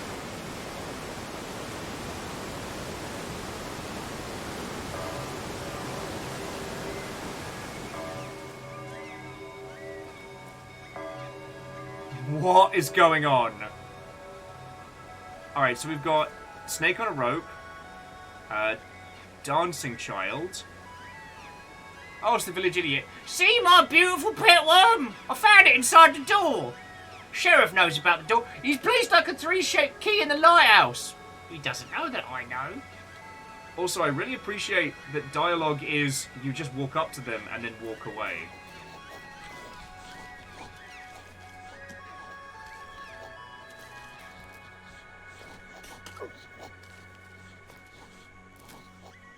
The tax evader, and sung the local sheriff. Oh, poor me! I will pay my taxes next time, I promise!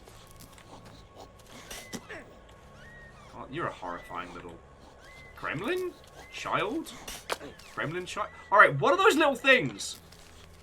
What are those little things? It feels like a puzzle game, and yet everything I've seen so far seems to be like a survival combat, but alright. Alright, let the good doctor check your health vials.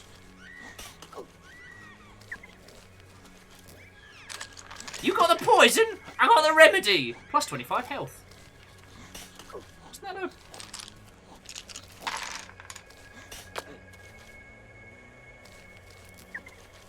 Oh, nice. Alright, so the doctor will just keep healing us. I'm gonna get some free heals. A budget healing.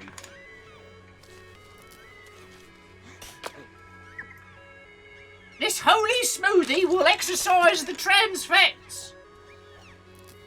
Friends, I don't want to alarm you, but I do not think this person is actually a doctor. Slurp my personal recycled Karen supplement. No, I'm not talking to you anymore. You gross me out. Alright, but I've saved.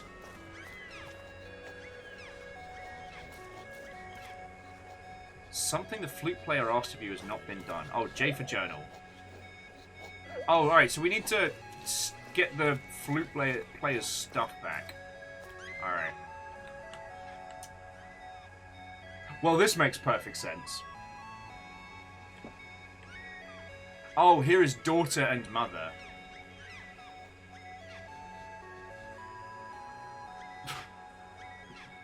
Alright, this is gold dust. Why do we have 2 black goats in our house? Oh, it's good for company, of course. What is that green smouldering cauldron? It's green vegetables. Green vegetables, very healthy. But why do we each have a broom? Well, if we were sweeping, if one of us is sweeping and the other one wants to sweep at the same time, well, that's just sensible. Do not listen to my old, nearly dead mother. Her head is worm-eaten. Where does the door lead? None of your concern. The ghost of the witch guards the key. Where? Why would you say that at the end? You do not have the rope wheel key. You nasty, foul human! I want to bite your fingers and get venomous spit into your blood! Through the slits, I sense your heartbeat! In your dreams, she'll take you! Ah, I see you two have been to Blackpool. Look! No! Okay, you must have seen them there! Look at the little gremlins! Family-owned boardwalk restaurant. It's just a beach town simulator.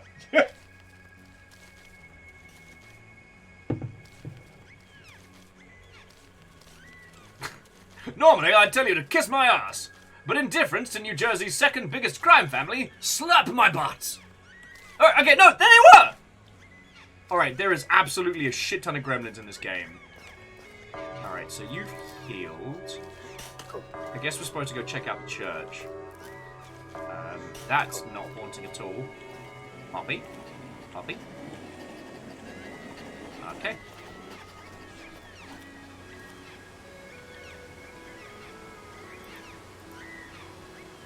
Sheriff plus Prisma.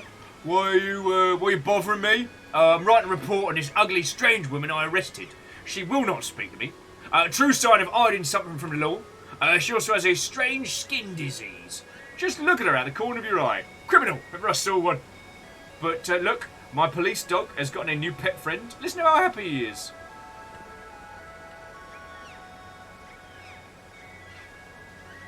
Whoa! Okay. Hang on, let me move away from the copper. Alright, so here's the strange creature in the box, right? Okay, now watch what happens when I literally look at them out the corner of my eye.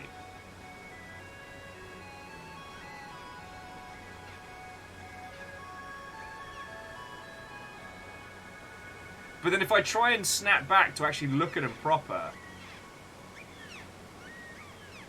it resets him. Catch it. Nope.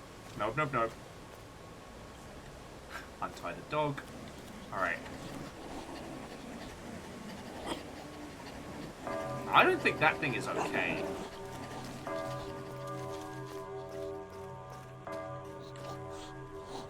Gremlins!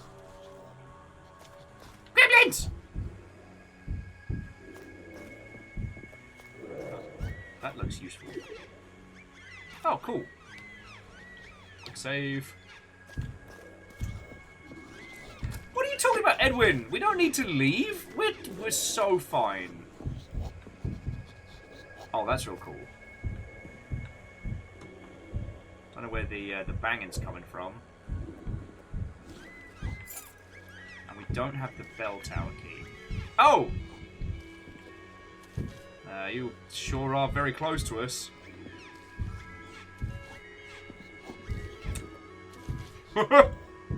Yeah, I'm with Alnus. I don't think we survived the boat ride. Do not let the rumors scare you. My authority keeps all dark things away. Please, walk away with my blessings upon you, stranger. What banging, scratching, growling do you hear? No, it's just the wind. It's just the wind.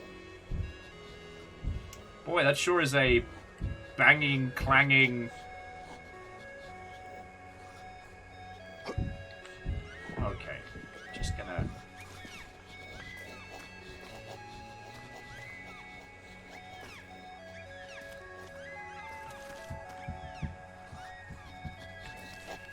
Alright, where is it? Oh, okay, so locate the big rock atop the trapdoor by the church. The sheriff had placed a tree-shaped key in the lighthouse. So where do we get there? Alright, so we're looking for big rock. Someone is trapped under a huge rock, but I am not strong enough to remove it. I don't know if someone is trapped so much as that sounds like it's going to bite our feeties off.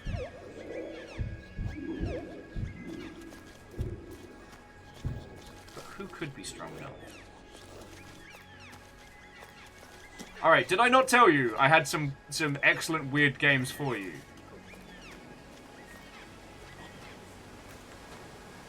It looked like there was a zip line or something down this way, but...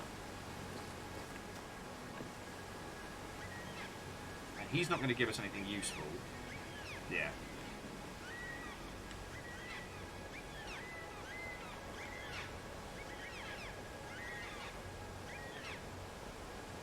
You all saw that, right? Sadlin says it's no Tokyo jungle, but it rises to the occasion. Oh, look! Creepy doors open. Thanks, goblins!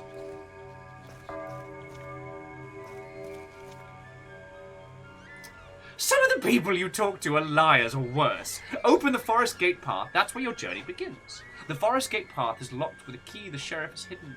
You'll also need a weapon to kill things. Go to the woodsmith cabin. Find me the inventor. Beg him for one. Remember, find 3 things stolen from me, even if it leads you to the cold mountains and the far winds and below. I do not know where this journey is going to take us, friends, but...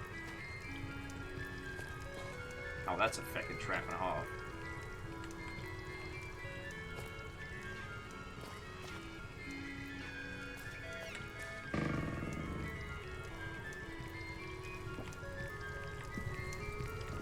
But yeah, everything about this is just this side of unsettling.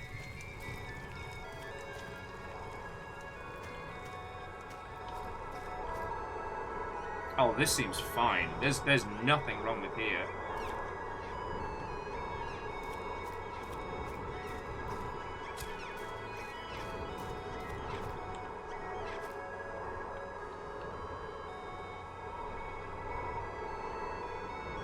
What's the worst that could happen? Fuck you, seagulls.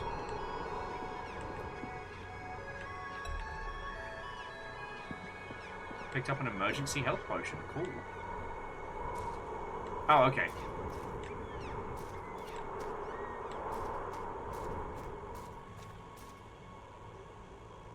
Yeah, it's just a cozy beach town.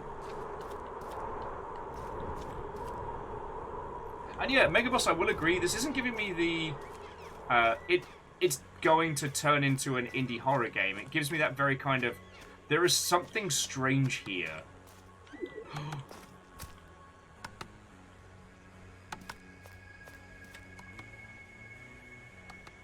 I fell down! Oh, here we go. This is the woodcutter. You lads look fun. This feels like the opening to Resident Evil 4. Passing this way. Oh, spiders from the forest are lurking in this little pass towards the lighthouse. And dumb trolls are hiding near the forest path gate. Get yourself a weapon. Go through our cabin, and there you'll find the inventor. He might help you. Or not.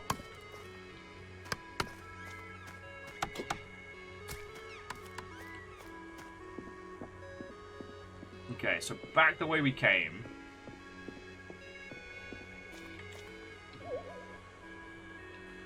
Need a weapon. Not strong enough to move the rock. The sheriff has placed a key-shaped tree in the lighthouse. Okay.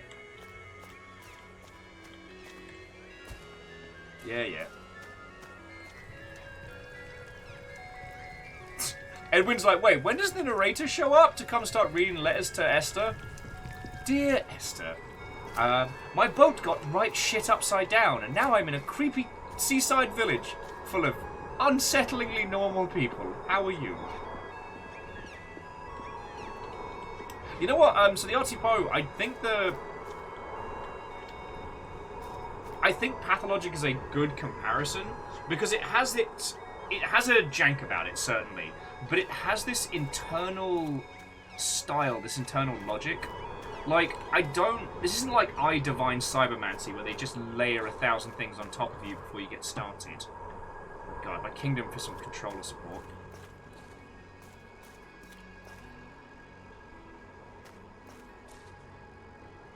Well, we found the inventor. Not very safe.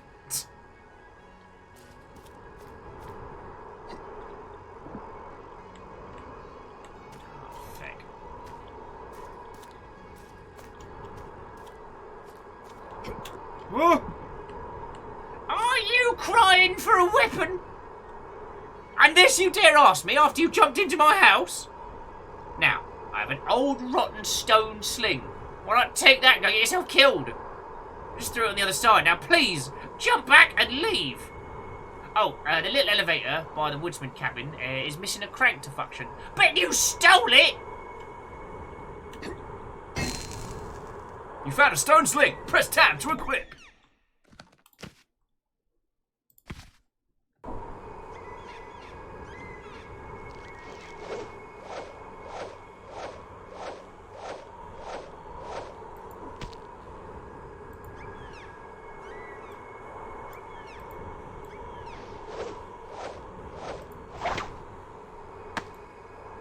Okay.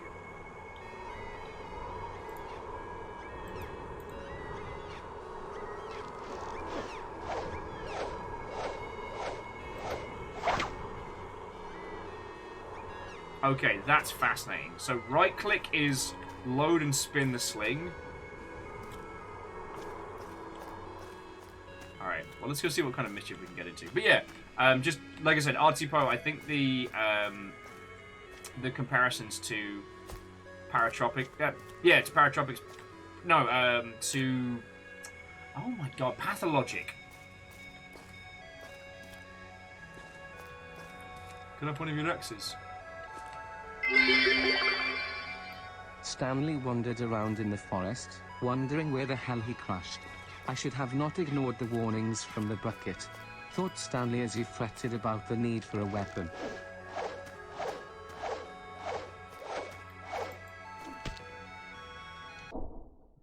Okay. Achieves full power after 2 rotations. Rock pebbles are available everywhere. Alright. Okay, this would be feckin' excellent. This would be feckin' excellent with the Stanley Parable narration. Hell, this is the kind of game I'd love to narrate, you know? The brave hero walks through the forest. Confused, alone. Basically, a fecking dingus. He had not paid attention to the flute player's words.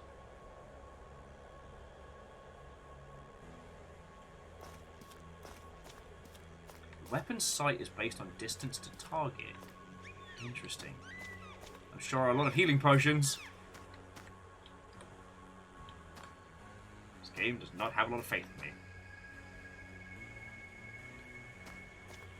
And you know what? I mean, Edwin, you're not... Oh, spiders, spiders! Yep! Those of you with arachnophobia, I'm sorry.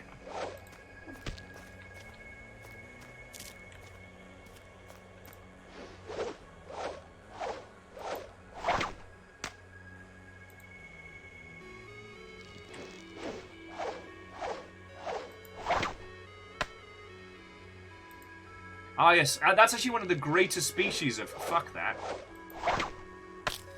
Ah! Right in the noggin!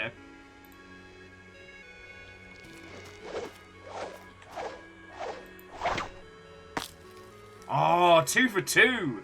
Yeah, so basically, the crosshair is how close you are to the target. So at far distances, you have to aim for, like, the little, the wispy bit at the bottom. Alnis, the reason we're fighting with a sling and not a double-barreled shotgun is because the inventor won't bloody give us one. Because he... Oh, no! Reactor online. Sensors online. Weapons online. All systems nominal. Sorry.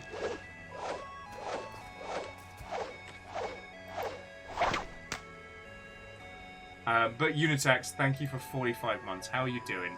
Welcome to extremely late night weird nonsense with me, your host. Ha! Spider murder! Take that, Spider-Man. Now, we've talked a lot about this before, especially when it comes to, like, indie games, as being genuine is sometimes more important than being accurate.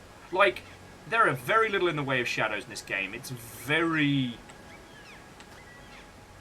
I don't want to say rushed, but it's got its own kind of, like, homebrew vibe. And also, notice the hands.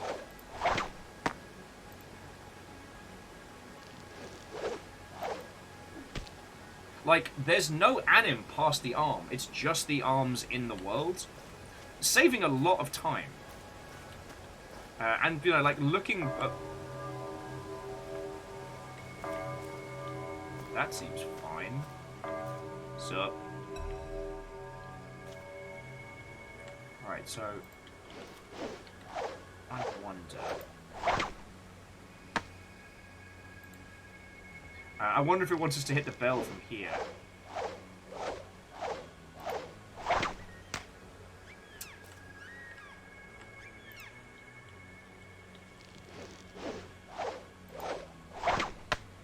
Nah, okay. The long cursed 3 bells, yep. No 2 bells here. But we did pretty good getting past Spider Pass without getting murderated, so... You know, go us. Why does this always seem bad?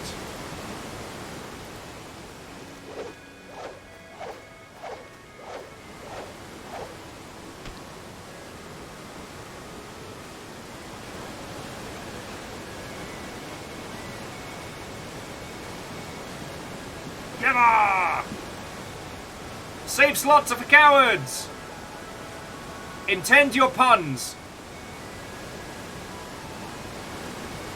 Alright, swing will do full damage up to 2 rotations, alright.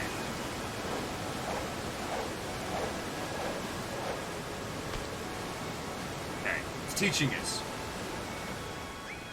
But I might also be very lost. So E to push down the ladder. Ah, okay, so it's giving it that kind of like Soulsian unfurling.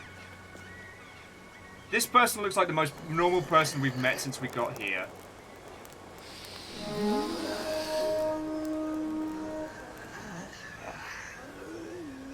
So, Night Valen, good evening. Hello. The Time Waster Seer greets you as well. I saw you deep in the pond. No light could penetrate. Will you be lost forever with a metal ball as your eroding casket? Alright, no more purple flame for you. To the whale... the Whaleson... The Whalesonator? Watto and welcome. Hello, hello. So this is called Northern Journey. And it is a game that, to my understanding, no one else has played.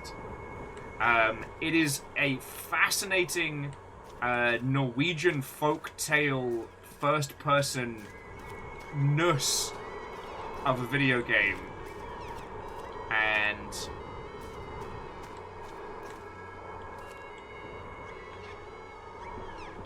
oh, this looks like a terrible idea. Fuck that.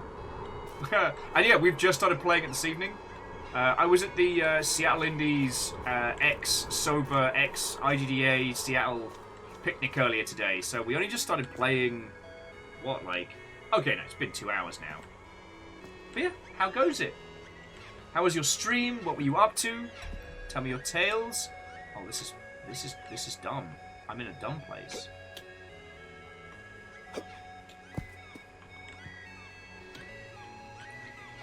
Just in case this is the path I'm supposed to go on.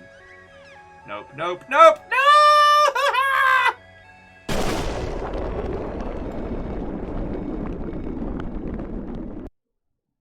That's death. Okay. Let's load our last quick load. I do like that it felt the need to point out we didn't just drown, we drowned in salt water, which is worse.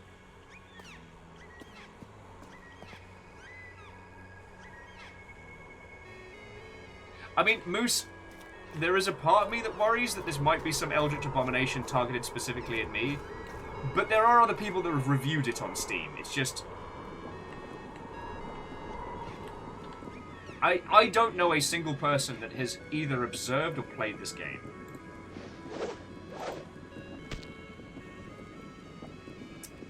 I mean, I didn't save... oh, this is a terrible place to be. I didn't save over anything, so I didn't get us into, like, a bad save loop. Oh, what's this? 10 invertebrate crossbow bolts. Of course! How did I not know those? But yeah, so currently this feels very much like... I mean, a less brutal, but pathologic. Like, at some point, friends, I know we need to do at least a day on pathologic. Especially talking about Pathologic 2. Oh, and we made it to the lighthouse.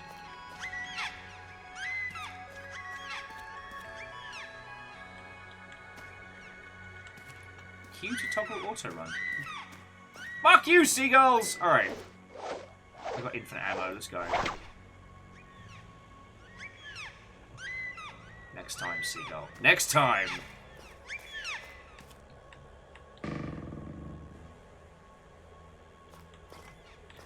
But no, the thing I really hope that you'll seeing this take away is that you can make a janky, weird, hand-animated first-person game, and so long as what you're doing is genuine, like, art style be damned.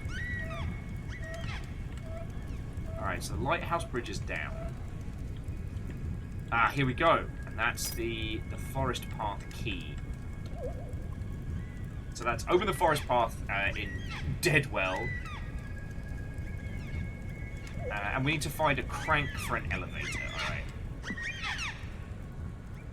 alright. Okay, seagulls.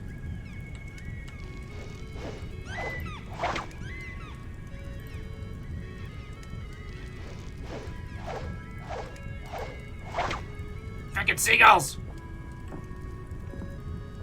The only thing is, I will need to nip the loo in a second, friends, because all of the rushing water from the waterfalls making my brain be like, yo, it's time to go!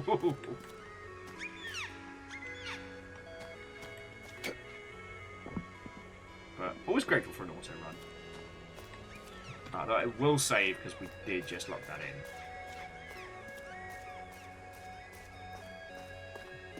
But yeah, so again, Nivellen, I hope you had yourself a lovely little stream. What were you up to? What were you playing?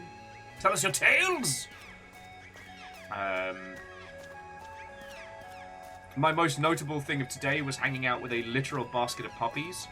And despite the fact that I'm a massive soft touch, I did not come home with an entire basket of puppies.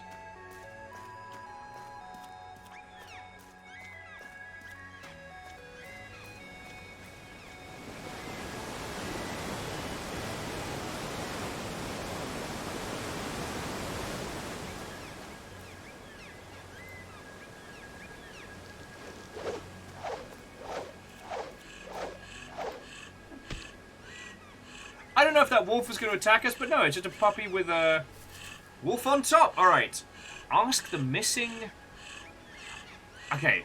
Ask the one missing a sock and pants about his journey and what he might have found and presumably lost. Signed, the travelling flute player. Okay. Thank you for that unsettlingly possibly written on flesh message there. Thank you for that.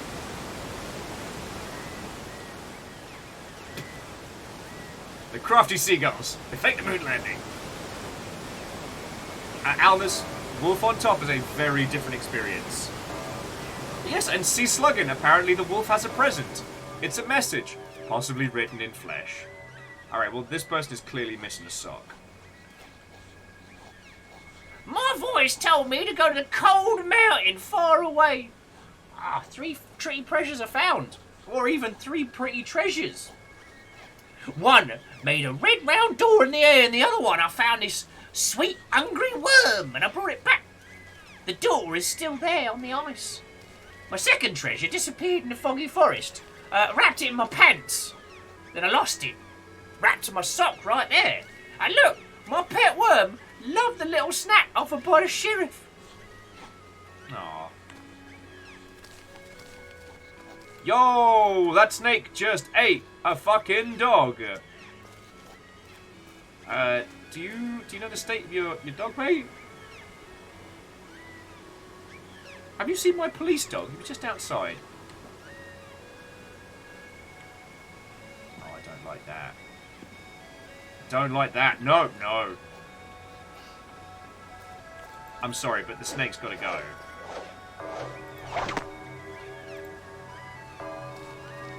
2 bells! 3 bells! Alright. The snake is immune to rock damage. Though I do wonder if I could hit the bell from here. Nah. Right. We don't need any more unsettling healing.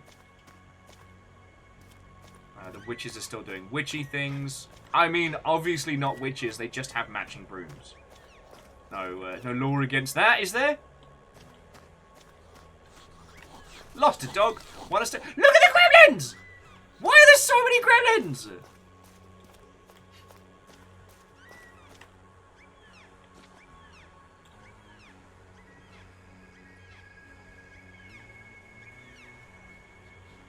So Night Valen was playing Wild Arms 2. God. Oh yeah, no, the second plot disc is absolutely nonsense. God, I don't even remember too much past disc 1. Wild Arms 1 and Wild Arms 3 were the ones I played the most. Hell, the intros of those games still... we were talking earlier about like games that really hit you in those like nostalgia feels. Wild Arms is definitely one of those for me.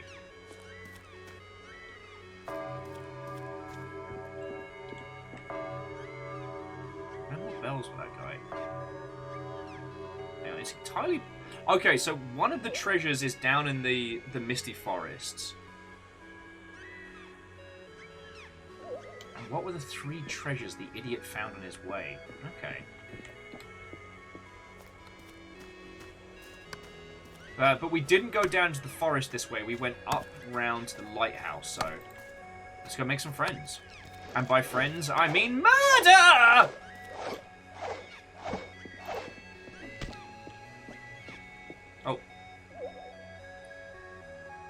Oh, wow. Yo, look at the bottom of the map. That's as far as we've explored. It's just dead... Excuse me, it's just Deadwell. This game is big.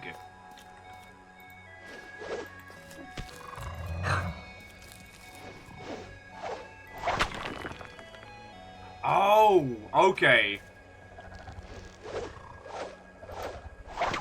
They're classic style trolls. I think I saw one more over there. Yeah. Troll hunter. Yeah, Elden Ring be damned. We're getting into the good weirdness. Have you forgotten what key does what? Hit escape and show current keybind. Oh, like my actual keys. Enter the forest path. Oh, okay.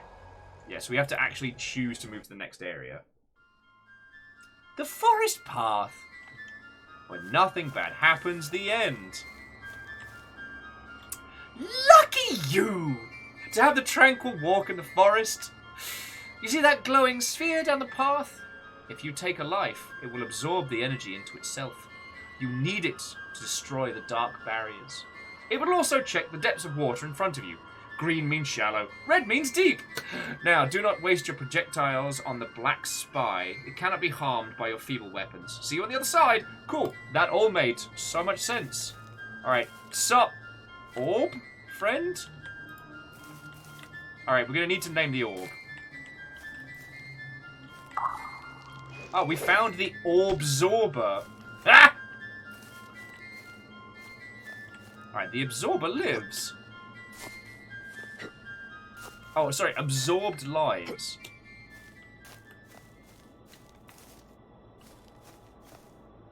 Keep an eye out for feckin' trolls and shit.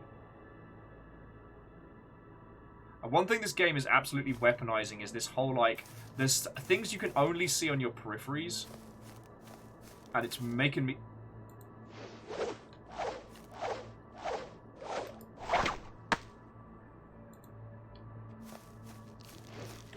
What the fuck are you supposed to be?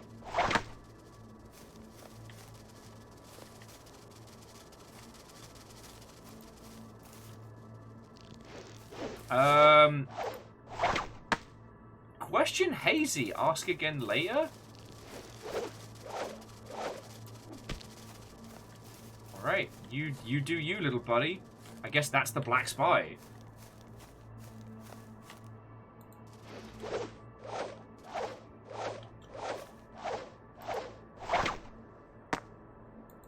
Alright, we've got a spider problem, so bear with me a second.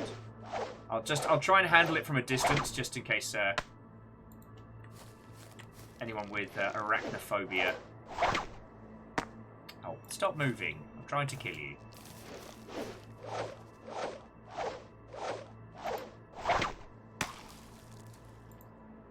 That's a one. So, can anyone who's been or has spent large times in Norway, is this standard for a Norwegian forest?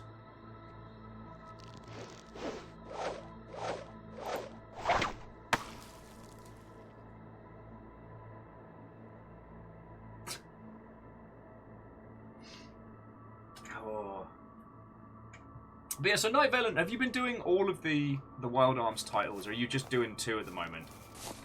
Because I will say, Wild Arms 1 is a game I still talk about to this day. Like, when it comes to the idea of, like, doing the fake out.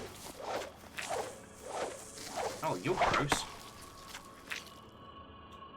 Definitely gonna quick save. When it comes to the idea of, like, doing, like, the fake out, Wild Arms 1 is still one of the best in the biz. It unfortunately suffered from being one of the early PS1 3D games in that 2D overworld, 3D combat, and yeah, the 2D overworld, while gorgeous, the 3D world's absolutely heinous. It is a chunky mess. Alright, green indicates shallow, red indicates deep. Now which is which? Yeah, Night Valen, you're 100%. Like, a lot of the early PS2 titles were rough because everyone was learning how to do 3D is standard.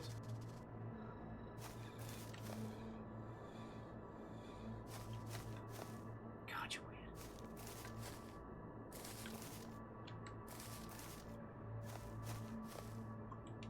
Okay, this whole forest is actually starting to creep me out. Like, this is gone from being like the whimsical jank of the Deadmire to this is pretty tense, friends. And like Creepzoid over here is not making it any better.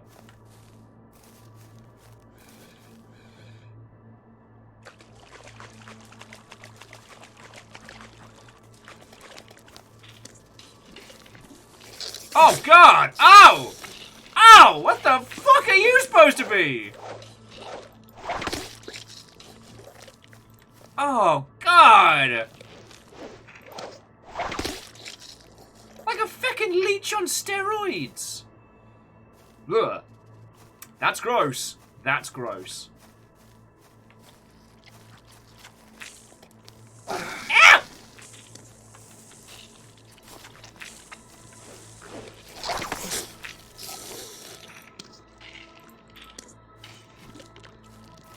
Damn, that's an ugly baby.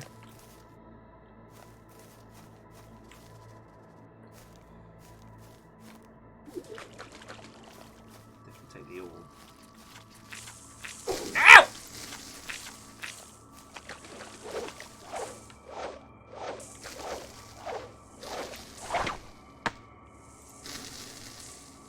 Why do they all have to be so heinously gross? Bumped into the bloody tree, didn't I? Pusha! Have to get closer.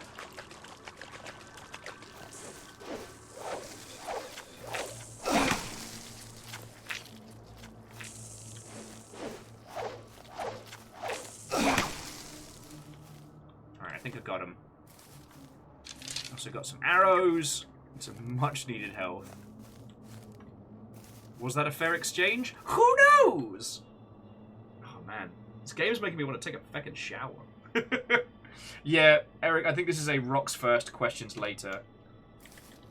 Alright, before this game creeps me out any further, I'm just going to nip to the loo very quickly, friends. But we can definitely take weird, creepy forest breaks. I mean, I've saved it so I can pop up a little BRB needs tea. But did I not tell you? Did I not tell you I had a weird game for your Saturday night / coming towards Sunday morning? Did I not tell you? Also, just in case any of you want to wish list this or try it for yourself, here, yeah, this is a great place for a picnic. This is totally fine and cool. So this is the Steam page of this. If you want to pick up a copy for yourself, go for it, because I don't think this is a game we'll play on stream more than today. I'm probably going to play through this whole damn thing, but unless you all desperately want to see where this janky forest takes us. Right, don't go anywhere. I'll be back in a sec. To be continued.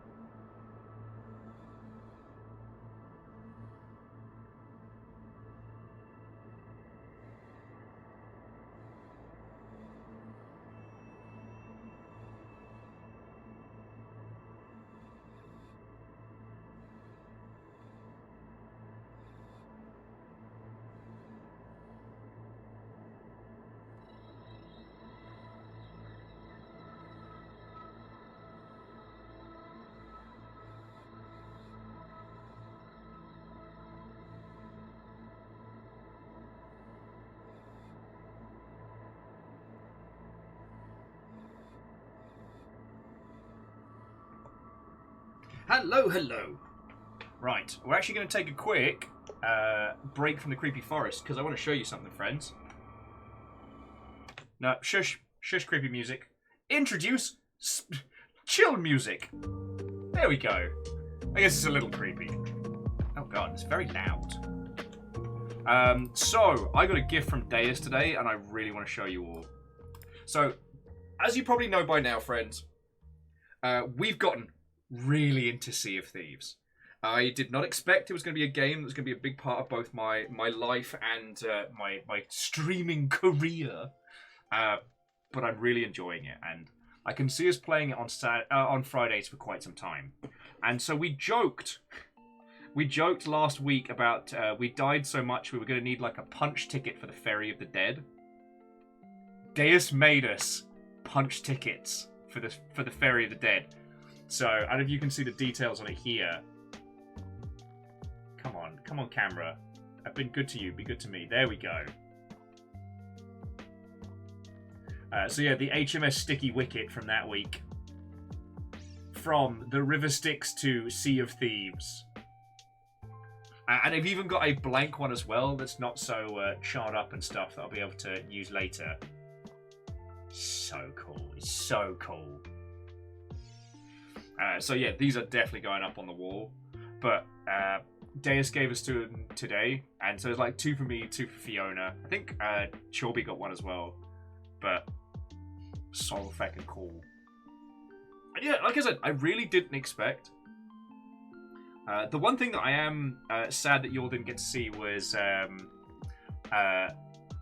Deus, I fucking love them, mate. I don't know if you were still here chilling in the link. They're so cool. And Navalis, good morning, Watto friends! Hello, hello. We're playing a... It's not like a scary game, but we're playing a weird, like, Norwegian folklore FPS game. So, brace yourself. But yeah. Fiona has completely stopped with the throwing crates of tea into the sea now, which I like. We did I did my first like merchant shipwreck mission yesterday with people, and so you have to go into like you have to find the course of a ship where it started and where it was meant to go.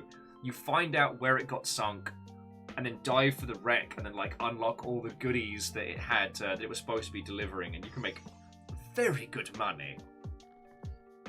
So we had the fancy leaf water, complete with sugar and fine spices. Yeah, Bartender, Norwegian folklore FPS, the greatest genre. So let's jump back in game. But I really wanted to show you this, friends.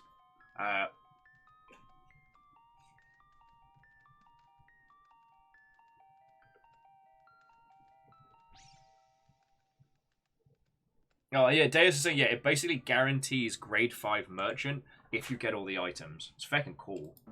Alright, back to the Spoopy Forest! Hello!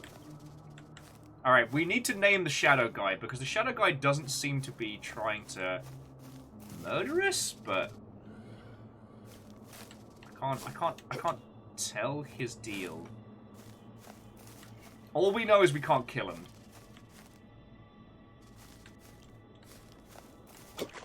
But I'm not digging the fucking blood bugs.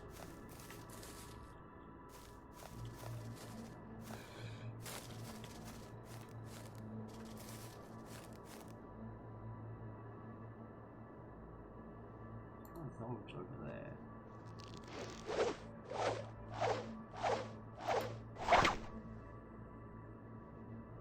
Seemed fine.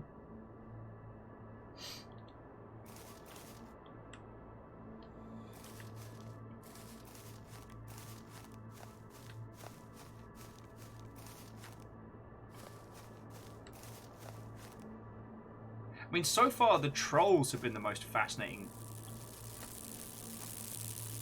Oh! Oh, cool! Have you ever wondered what would happen if tarantulas could fly? I haven't. And yet the game's answering it anyway.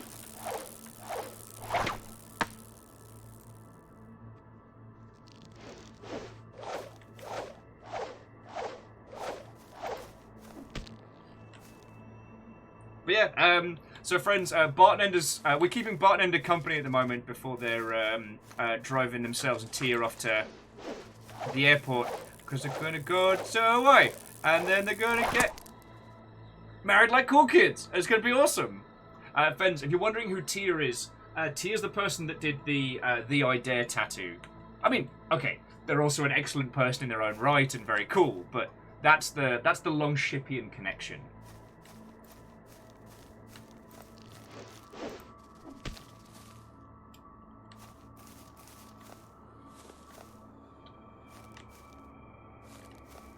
Yo. See, here's one of the great things about having a consistent thematic. Being unapologetically genuine with your games means that you get moments like this, like where the textures seem to be creating their own strange, like, shadow elements.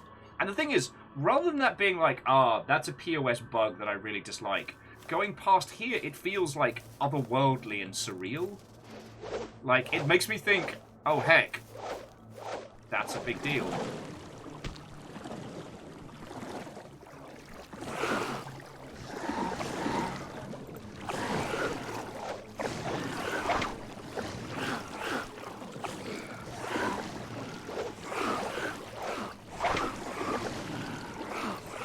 This seems bad. This seems exceedingly bad.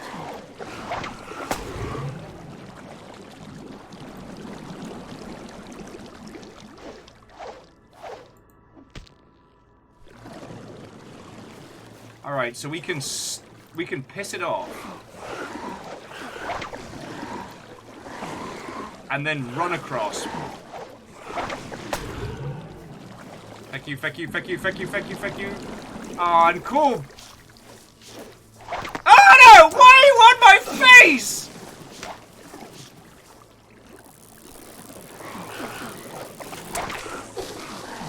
This is the worst.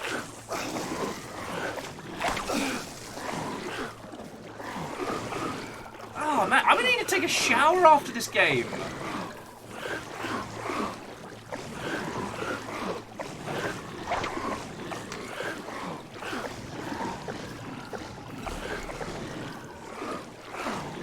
This is heinous.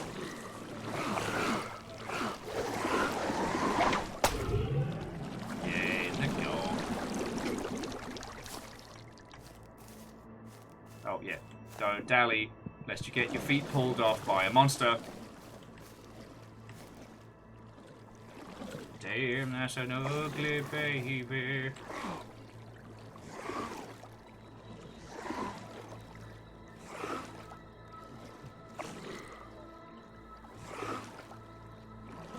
Wait, were the eyes glowing?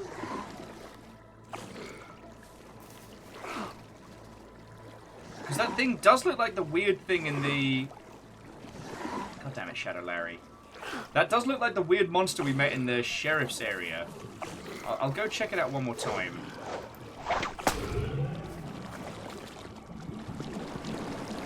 Because there's some things in this world that only work in the peripherals. Oh no, it's the red dot that says we can't save. Okay.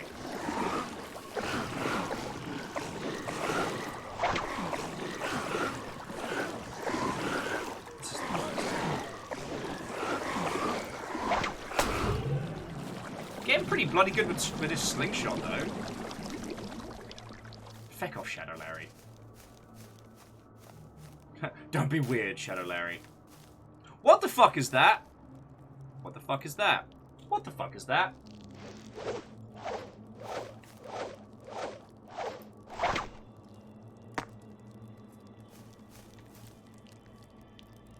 What the fuck is that?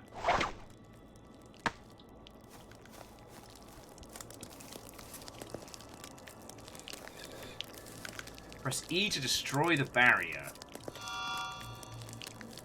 Oh, of course! It's our glowing orb! Needs 14 life to destroy the barrier. You lack 1. Fuck! Right! Who's gonna die? We've got to find something to kill.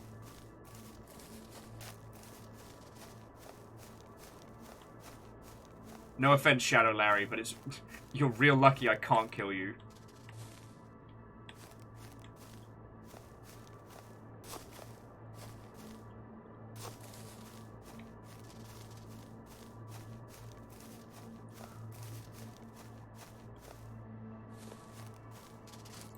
Oh, here we go.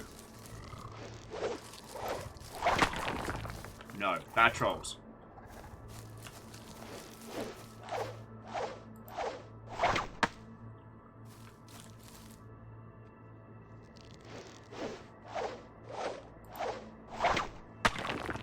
Yeah.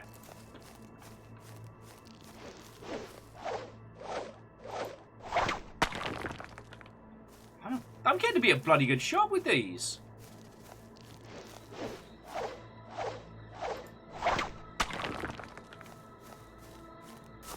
Yeah. Not today, trolls. Not today. Oh, max 1 to permanent health from a weird berry. There we go. A little helper awaits if you collect enough of these. Cool, that's not ominous at all.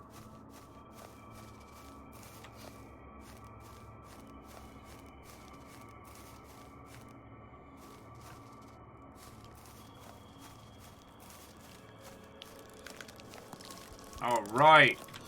Eat shiny lasers! Some Doctor Who type nonsense. Barrier destroyed. All lives released. Okay.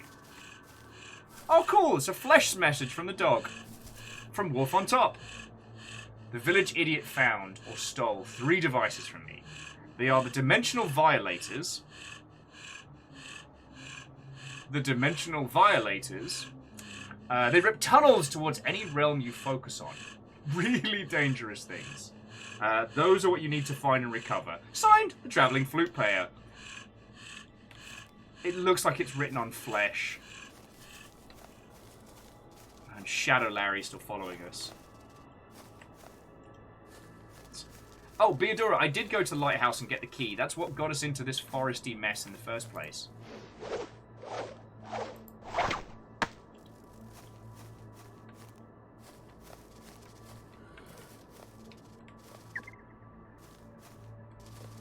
Look like the parchment is flesh. There we go. Please, only dimension with consent. Fucking gross bugs. Could be the forest of like cute puppies and unicorns. Nah, it's the blood leech and shit that makes you need to take a shower forest. Though I will say I'm very impressed with the trolls. Like, while they do look ridiculous, they're very good at hiding, and because of the way this game's been put together, it's difficult to be able to spot it. Beadora's like, sounds like home. I'm learning so much.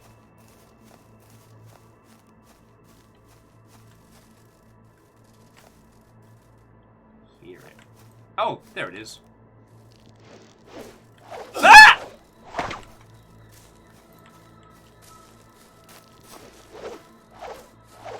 I do not appreciate this. Yeah, I'm real sorry to anyone with arachnophobia. I didn't realise this game was going to be so spider heavy.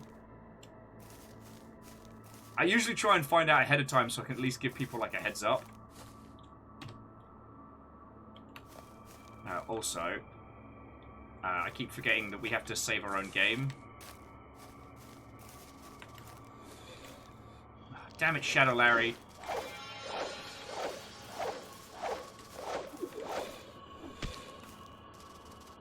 Carry capacity, ammo.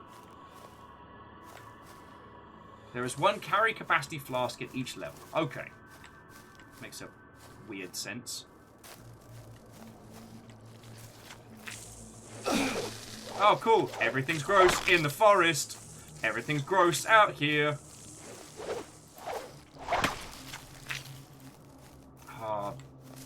Yeah. Ah! This game's making me desperately want to take a shower.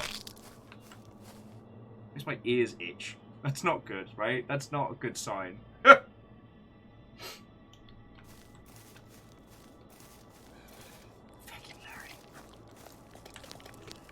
I see you this time, though.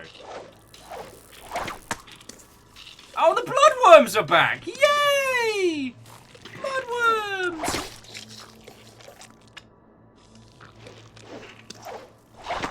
Oh, I fucked up. Ah, fucked up.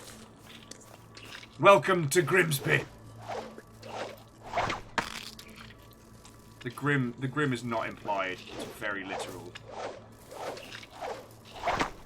Ah! Stop jumping at my face!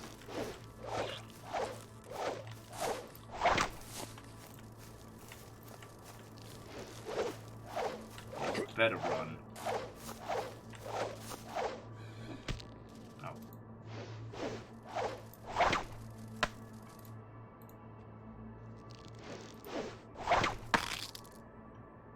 Alright, there's one more. It's one of those, like, really gross flying... Oh no, it's a bloodworm!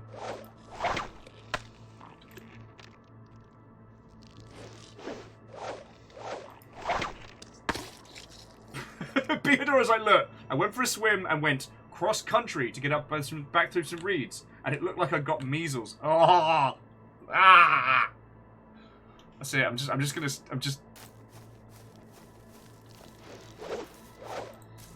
Ow! I knew you were there, you piece of shit! Alright, I think it's H for health. Oh, it's only 15 health. Lovely. There you are. I see you. You gross little weirdo. I'm not actually talking about Spooky Larry for a second. I'm really not confident we got them all.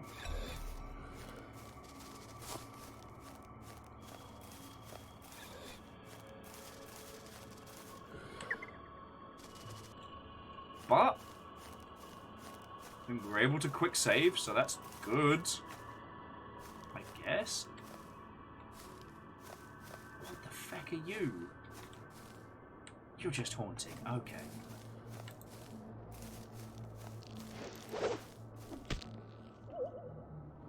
Alright, so we just travelled from Deadwell through the path of the forest. Alright.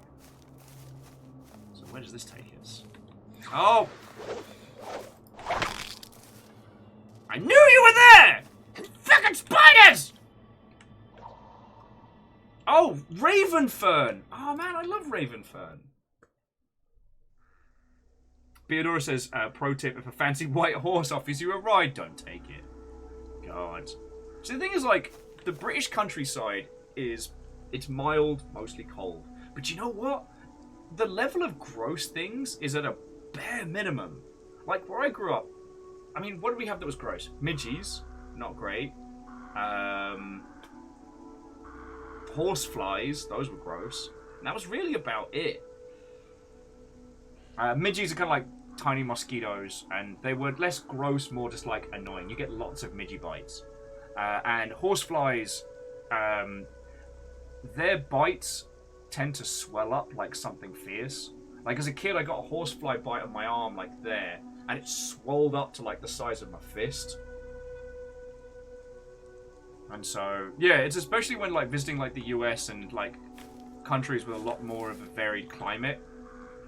It's just hearing about all the varying kinds of gross things. Learning about ticks in the US, not fun. The fact that there is in fact a tick season, not a fan. Not a fan. Oh, you must be a sign of good things, right? Hello! Hi, shipwrecked. There are 3 old grave mounds in this place. Enter them. A bow is resting inside the nearest mound, and this I would acquire first, since the sheep have gone mad from ticks. Why? How did I should have known. Should have known. This game is making me itch.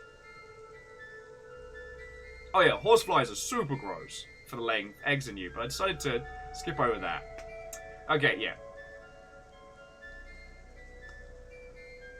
So the second is a key, and the third, there is a shield to find here. Not for your protection, but part of a puzzle. Take it. Lastly, a huge stone near the rock slide further ahead blocks our path. Find the thing that makes the stones fall. Cool. The Soulsian vibes are definitely pronounced. But now we're slightly out of the gross forest. We can go get ourselves like a bow and arrow. Seems like a very good thing.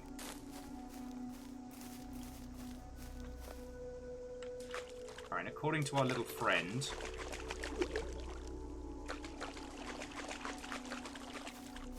the green circle on water means it's safe. Red means we'll feckin' die. Alright, so this looks like a burial mound?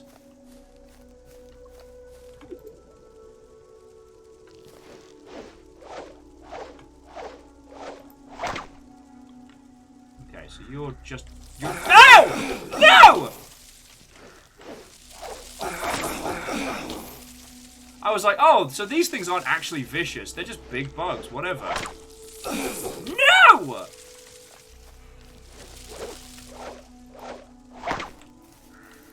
I need a bloody sword. Like an axe or something.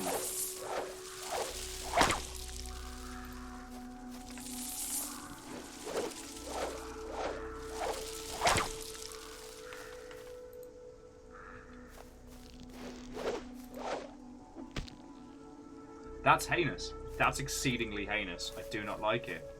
You know what, Beodora, I agree. This situation requires fire.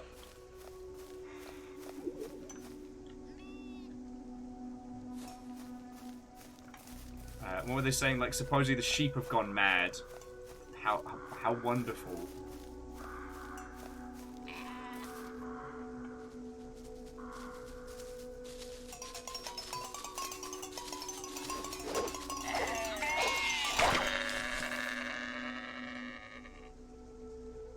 I don't like it here. I don't like it here. I want to shower.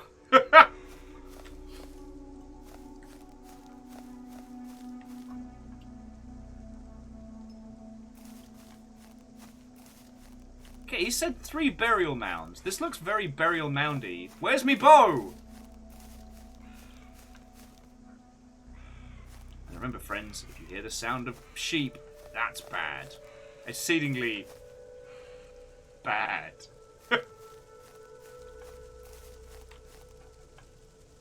Oh, who's back? Round bloody 2.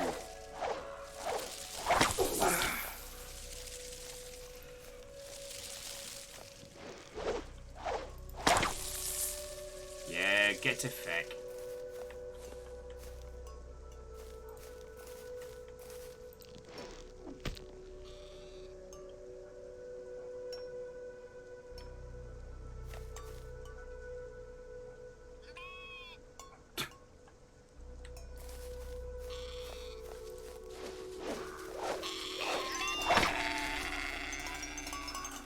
I spend a lot of time running backwards.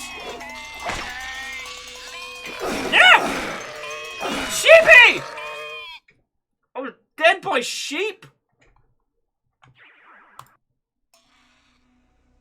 We're getting a fucking flamethrower.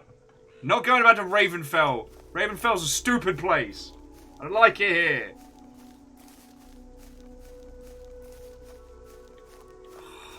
It's just...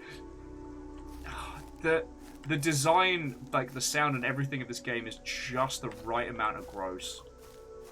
Like, it's not too much, but it keeps making me want to, like, scratch my arms and shit. Like, there. Oh, man. Whistly Dude's gone. So there's a bow and a grave mound in Ravenfell. There's a shield in Ravenfell, and something else. Yeah, okay, Fearless, you make a very good point. Death by sheep is a normal thing to happen. In Worms Armageddon! Not in bloody Norway! This game is very pretty, though. Like, not in the traditional, like, Sea of Thieves way, but... I abso-feckin-lutely appreciate the aesthetic of this game.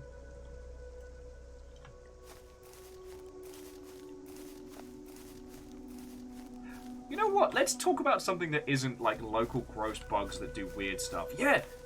Okay, Edwin, like, this game is a full mood. Oh, yeah, it's a travelling saw. Sup, nerds? Travelling musicians. Rockside has blocked the road. We're stuck here for this miserable wet place. Need to play our music somewhere. Do you need a performance? Oh, I just imagined they were always doing a song. But they gave us some arrows, so that's cool.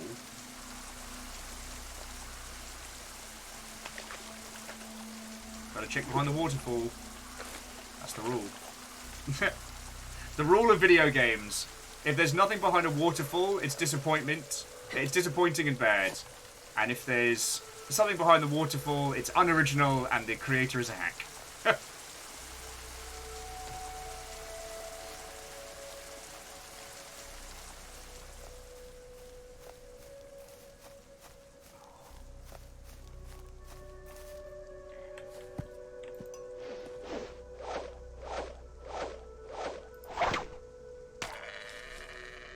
Sorry, sheepy.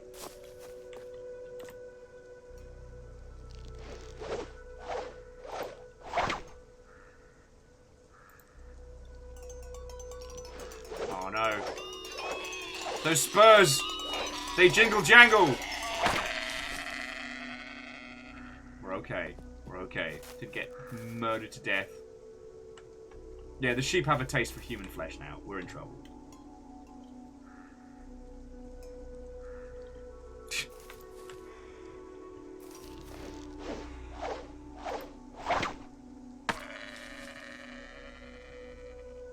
Why is it when I snipe them from a distance, I feel incredibly guilty? Ooh. Some bog witch to pull my nose out through my bum.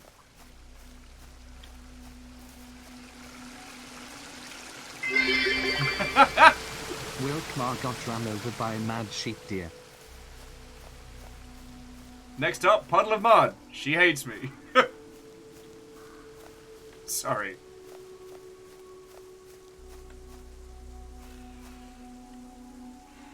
You know what, Artibo, you're right. Until they start charging at us with their face covered in ticks, they're just a regular sheepy. Stupid, but lovely.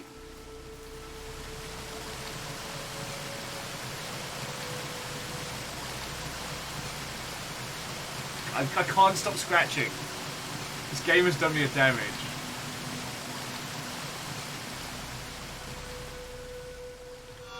How many, needs 45 life to destroy this barrier. Alright. Time to go murder some more sheep, I guess.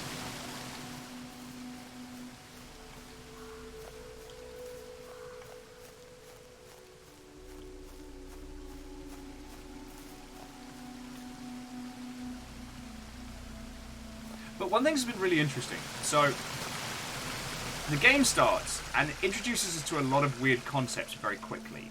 The idea that there are things we can only see in our peripherals, the strange characters of the world, the lost nature of it. The fact that we didn't choose to come here. We were just happily fjording our way around, and then someone shot up our boat, and we had to drag ourselves to shore. Now we're out and about, and it's partially more of a classic PC game, you know. We have a strange weapon, a lot of running backwards. Ah! Fucking bugs me!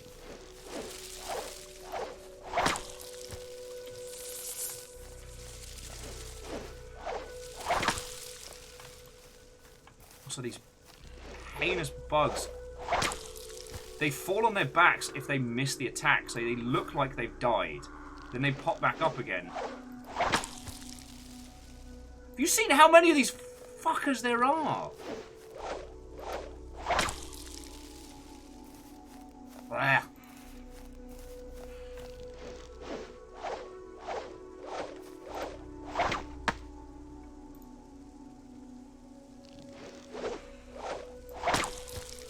Because they seem to have worked out very quickly that I am delicious.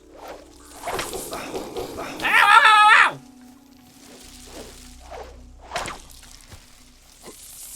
Nope. 1, 2. No! Player was humiliated by enemies. Right, that's bullshit. But yeah. You know what, park programs? Eric, you make a very good point. If there's one lesson we need to take from Wallace and Gromit, is that there's no such thing as a standard sheep. Bacon, I don't know if we're not accidentally in Minnesota. Because, you know, there's only 2 things that come out of Minnesota. That's min and soda. And you don't look like a Pepsi to me.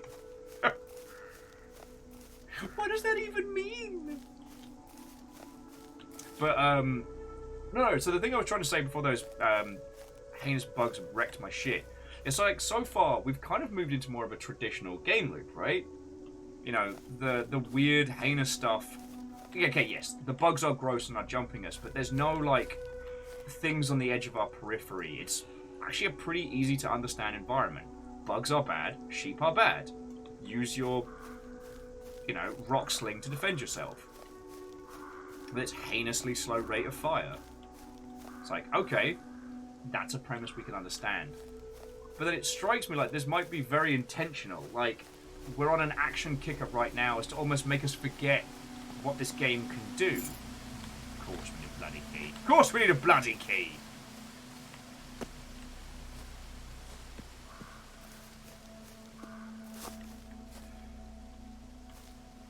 God, there's a fucking swarm of them over there. Test my sniper skills. Nothing.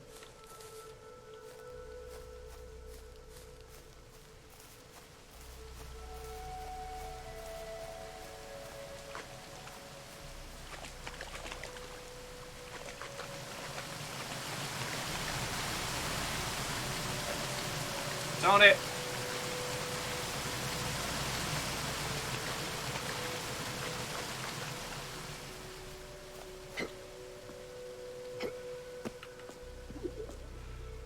Yay for extra arrows, but still. Well, the mosquitoes know where we are. Bastards.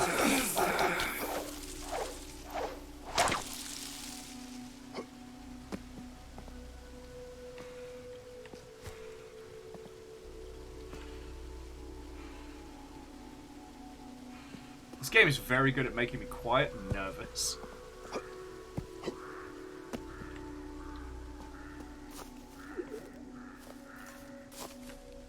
Oh, okay. This must be one of the burial mounds they were talking about. Oh, this is fine. Nothing bad down here.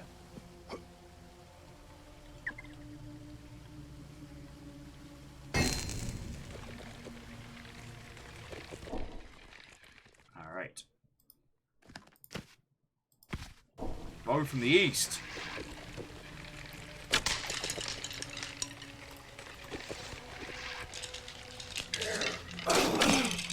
Skeletons! No!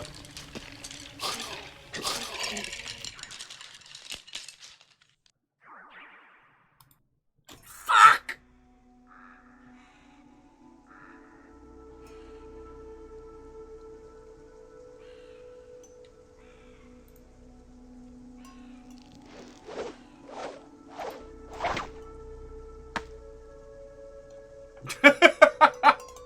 I like how Eric's like, I don't. And on that note, I'm out. I draw the line at fucking skeletons.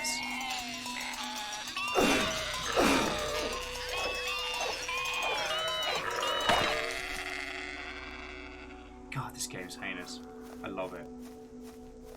Yeah, those skelly mans just wrecked our day. But we know where we're going to go get the bow. What's really interesting is with the bow again, like, you equip it, and then it's right-click to draw the arrow, and there isn't like a hold down to draw, but you have X amount of time that you can hold it for before you have to like put it down and then redraw it. Yeah, and of course the madness ticks are fucking gigantic. Of course they are. It's the rule of this game. If something's going to be gross and weird, it's going to be huge and in your face.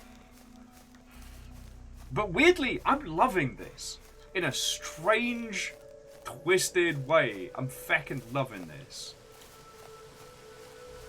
I'm just going to be quicker on the draw against those bloody skeletons.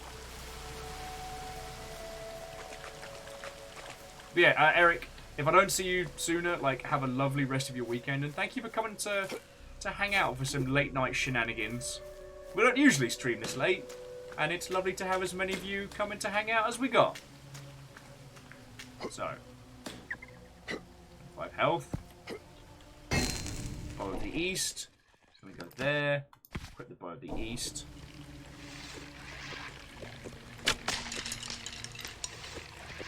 One skelly, 2 skelly, 3 skelly.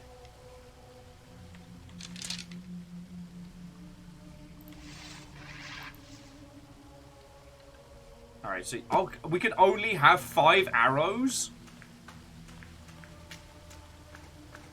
That's bullshit.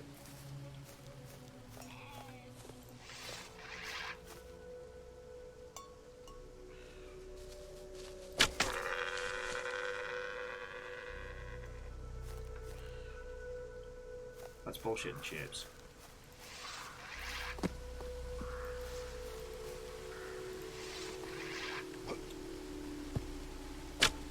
Oh shit, a bed.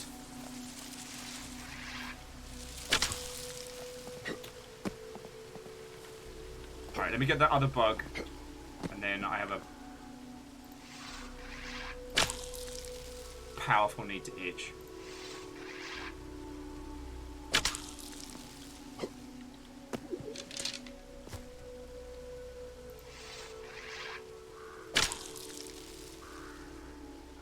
This is not good!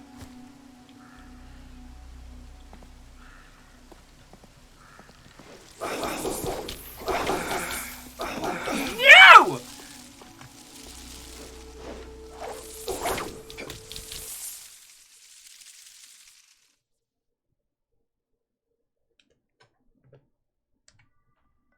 We're gonna take a moment, have a natter, have a chat, talk to each other.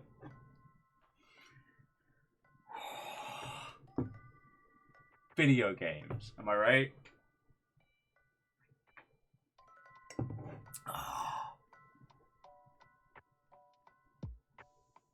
Yeah, Artie Poe, I'm with you. Let me fight the skeletons. Skeletons don't make me want to itch the back of my neck something fierce, you know? Oh.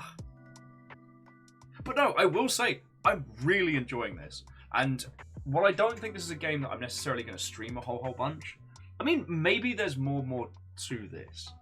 But I definitely know anyone with arachnophobia would have the worst time. There would be excessive amounts of nope, nope, nope, nope, nope, nope, nope, nope, nope. But I just need to take a break. To those of you who may have just joined us or just swinging on by, just a happy little reminder of a cute and genuinely wholesome game that costs no money, which is Wonder Boy and the Dragon's Trap. Oh, actually, Artie Poe, that's probably not a bad shout. Just like, we'll just, I don't know if I've got like a pen or anything I can use to just tie my hair up. No, my pen's gone AWOL again. So, just get it up and out of the way, you know? So it's not like on my neck, but I don't think that's going to help with the itching this game is making me feel. And like, please don't take these comments as anything against this game. Like, video games are incredibly powerful medium, and there aren't a lot of games that make you feel uncomfortable for the right reasons. Like, I forget what got us on the topic, but we were talking about the Tomb Raider reboots, where during QTE sections, if you fucked up, Lara Croft would die these horrible, brutal, painful deaths. Like, and they were really gory. And I keep thinking back to how unnecessary that was. Like, it didn't add anything to the experience. Like,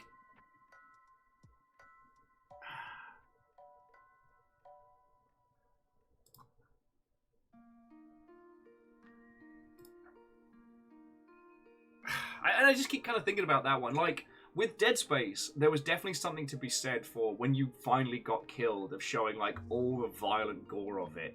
Because that was very much part of the experience. But...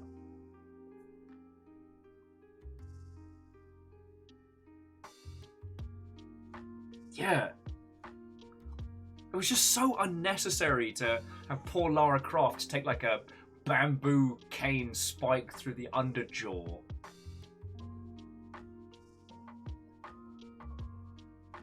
Yeah, and Fearless, I remember that interview where they said that they put it in because they wanted people to protect Lara more. Like, the idea was that it was a way to point to the player and say, oh, you didn't protect her, do better. I really resent that.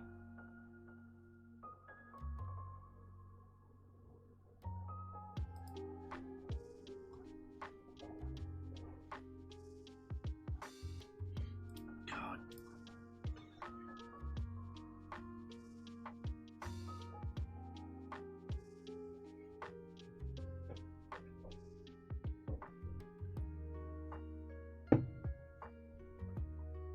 I guess so, Alnus.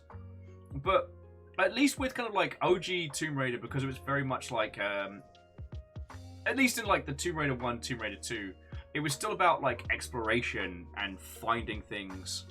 You know, the ways in which you died were very much a reaction to what you were doing, like, you know, drowning, spear traps, etc. As opposed to like the newer Tomb Raiders, where the really violent deaths are responses to like QTE failures and things, which is something that I've always just don't like it.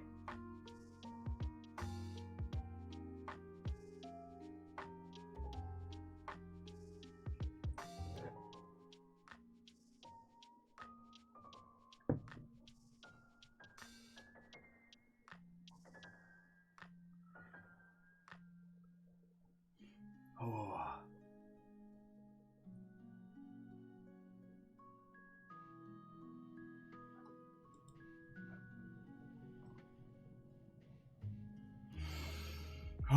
Okay. We've had a chance. We've had a breath. Had a breather. Dear friends, do we want to keep going with this? I mean, we're creeping up on 2 o'clock in the morning, so we can do whatever the fuck we want at this point. You know? The animals have been fed and watered.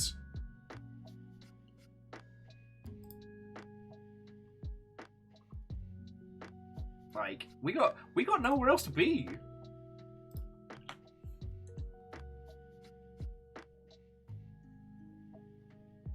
Yeah, and Artipo, that definitely is how it felt. Was like failure should already be the reason why you want to progress forward. You know, you shouldn't need to do horrible things to your leading character, especially when it's a game about not playing with the character but playing as them. Like, that definitely says a different message. Sorry, don't get me started on this, because you know I will natter everybody's ear off about it. It's like, it's another one of those games where nobody's stopped to say who is the player. Because, I mean, there's a big reason why the the reboot series of Tomb Raider ended up bringing the conversation about like ludonarrative dissonance and stuff like that, is because it created a situation where the player and the character you're playing as could not be more drastically different.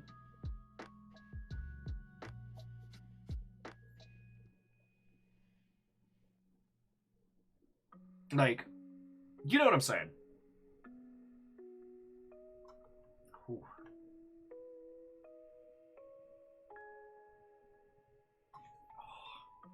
You know what? Let's just hang out and have a natter for a little bit more before we bring our adventures to a close. I really recommend Northern Journey, and I'm definitely going to play this myself, but I'm going to play it when I'm not using headphones, and when I've had enough of a breather that doesn't, like, when a stray hair on my arms doesn't feel like I need to, like, scratch a bug off. Yeah. So, what are your weekends looking like, dear friends? Tomorrow, I think I'm going to have a pint with a friend, which I'm very looking forward to. And that's really it. Like, Mondays are kind of like my busy paperwork days when I'm able to get stuff done.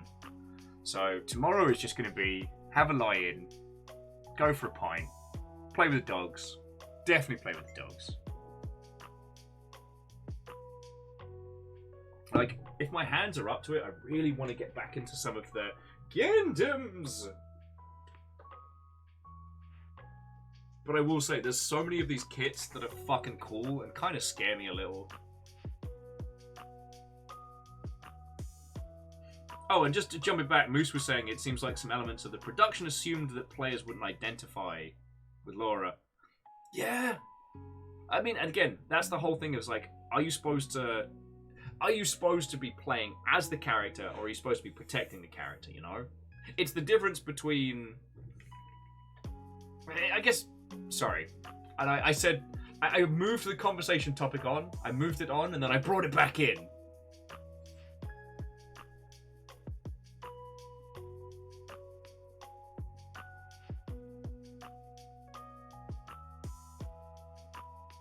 Red Burning Dragon was saying Spider-Man 3 has some of the dumbest QTE deaths. Oh, the last Medal of Honor, I think that was the one that solidified it. But there was a bit where if you didn't hit a QTE with a rat to, like, shoo it away, it then started this, like, nonsense chain of events that resulted in you getting shot to pieces.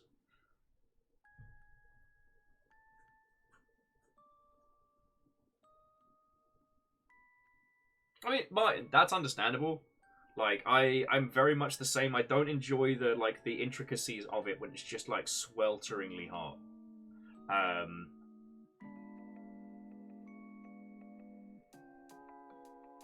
Like, no, I'm 100% there with you. Well, friends, I think I'm hitting the wall. God, I mean, we've only done 3 hours, but, like, yeah, I think I'm crashing. At least, you know, we basically had the weird late night long ship conversations here on twitch.television. But no. I'm going to plug this game one more time because I really do understand why it gets such positive reviews. It's weird and strange and different. And for a first person game, I feel like we haven't had anything like this in quite some time, you know?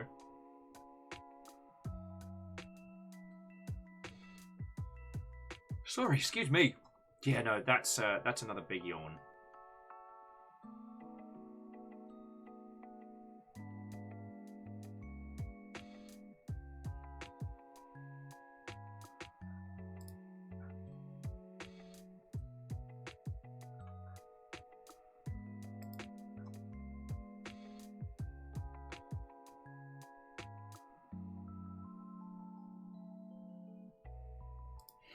Oh, well, okay, yeah, sorry. That was me staring off into the grey beyond. Hey, friends, thank you for coming and joining for a super duper late night little adventure.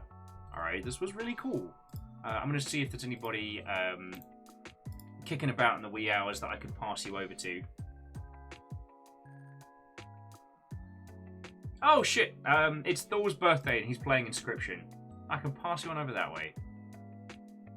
Oh, hey, Edwin, it was absolutely my pleasure. And to those of you that I don't usually get to see because of the daytime stuff, it's lovely to see you. Like, obviously, none of you are under any obligations, but, like, you know, stop on by the Discord. I'm always happy to hear what's going on with your good selves. I know I don't always get the chance to natter on it, but, like, it's always real fucking cool to see yous. Yeah, Fearless, go sleep. I'm not far behind, I'll be perfectly honest. So, I'm going to pass you over to Thor for those of you who are going to be staying up. But no, thank you for this. I'm glad I got to show you something that was fresh and weird and different. And, I don't know, after spending a day talking about weird games, it was nice to be able to bring you one. We're going to have ourselves a quiet little evening. It was real cool. It was real cool. I mean, Camille put the fear into me, something fierce. Yeah, stammering, I guess technically morning. Yeah, Beadora. We played 100% realistic Nordic walking simulator. Job's a good one. Alright. I'm gonna.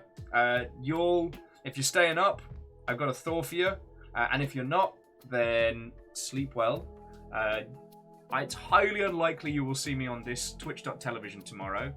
But you'll definitely see me on Tuesday. And yeah, schedule should be going up either tomorrow night or Monday, so keep an eye on Discord. Yeah, I think that's it, friends. I think that's it. Thank you again for keeping me company on some late night shenanigans. This has been wonderful. Now let's go hang out with the birthday boy.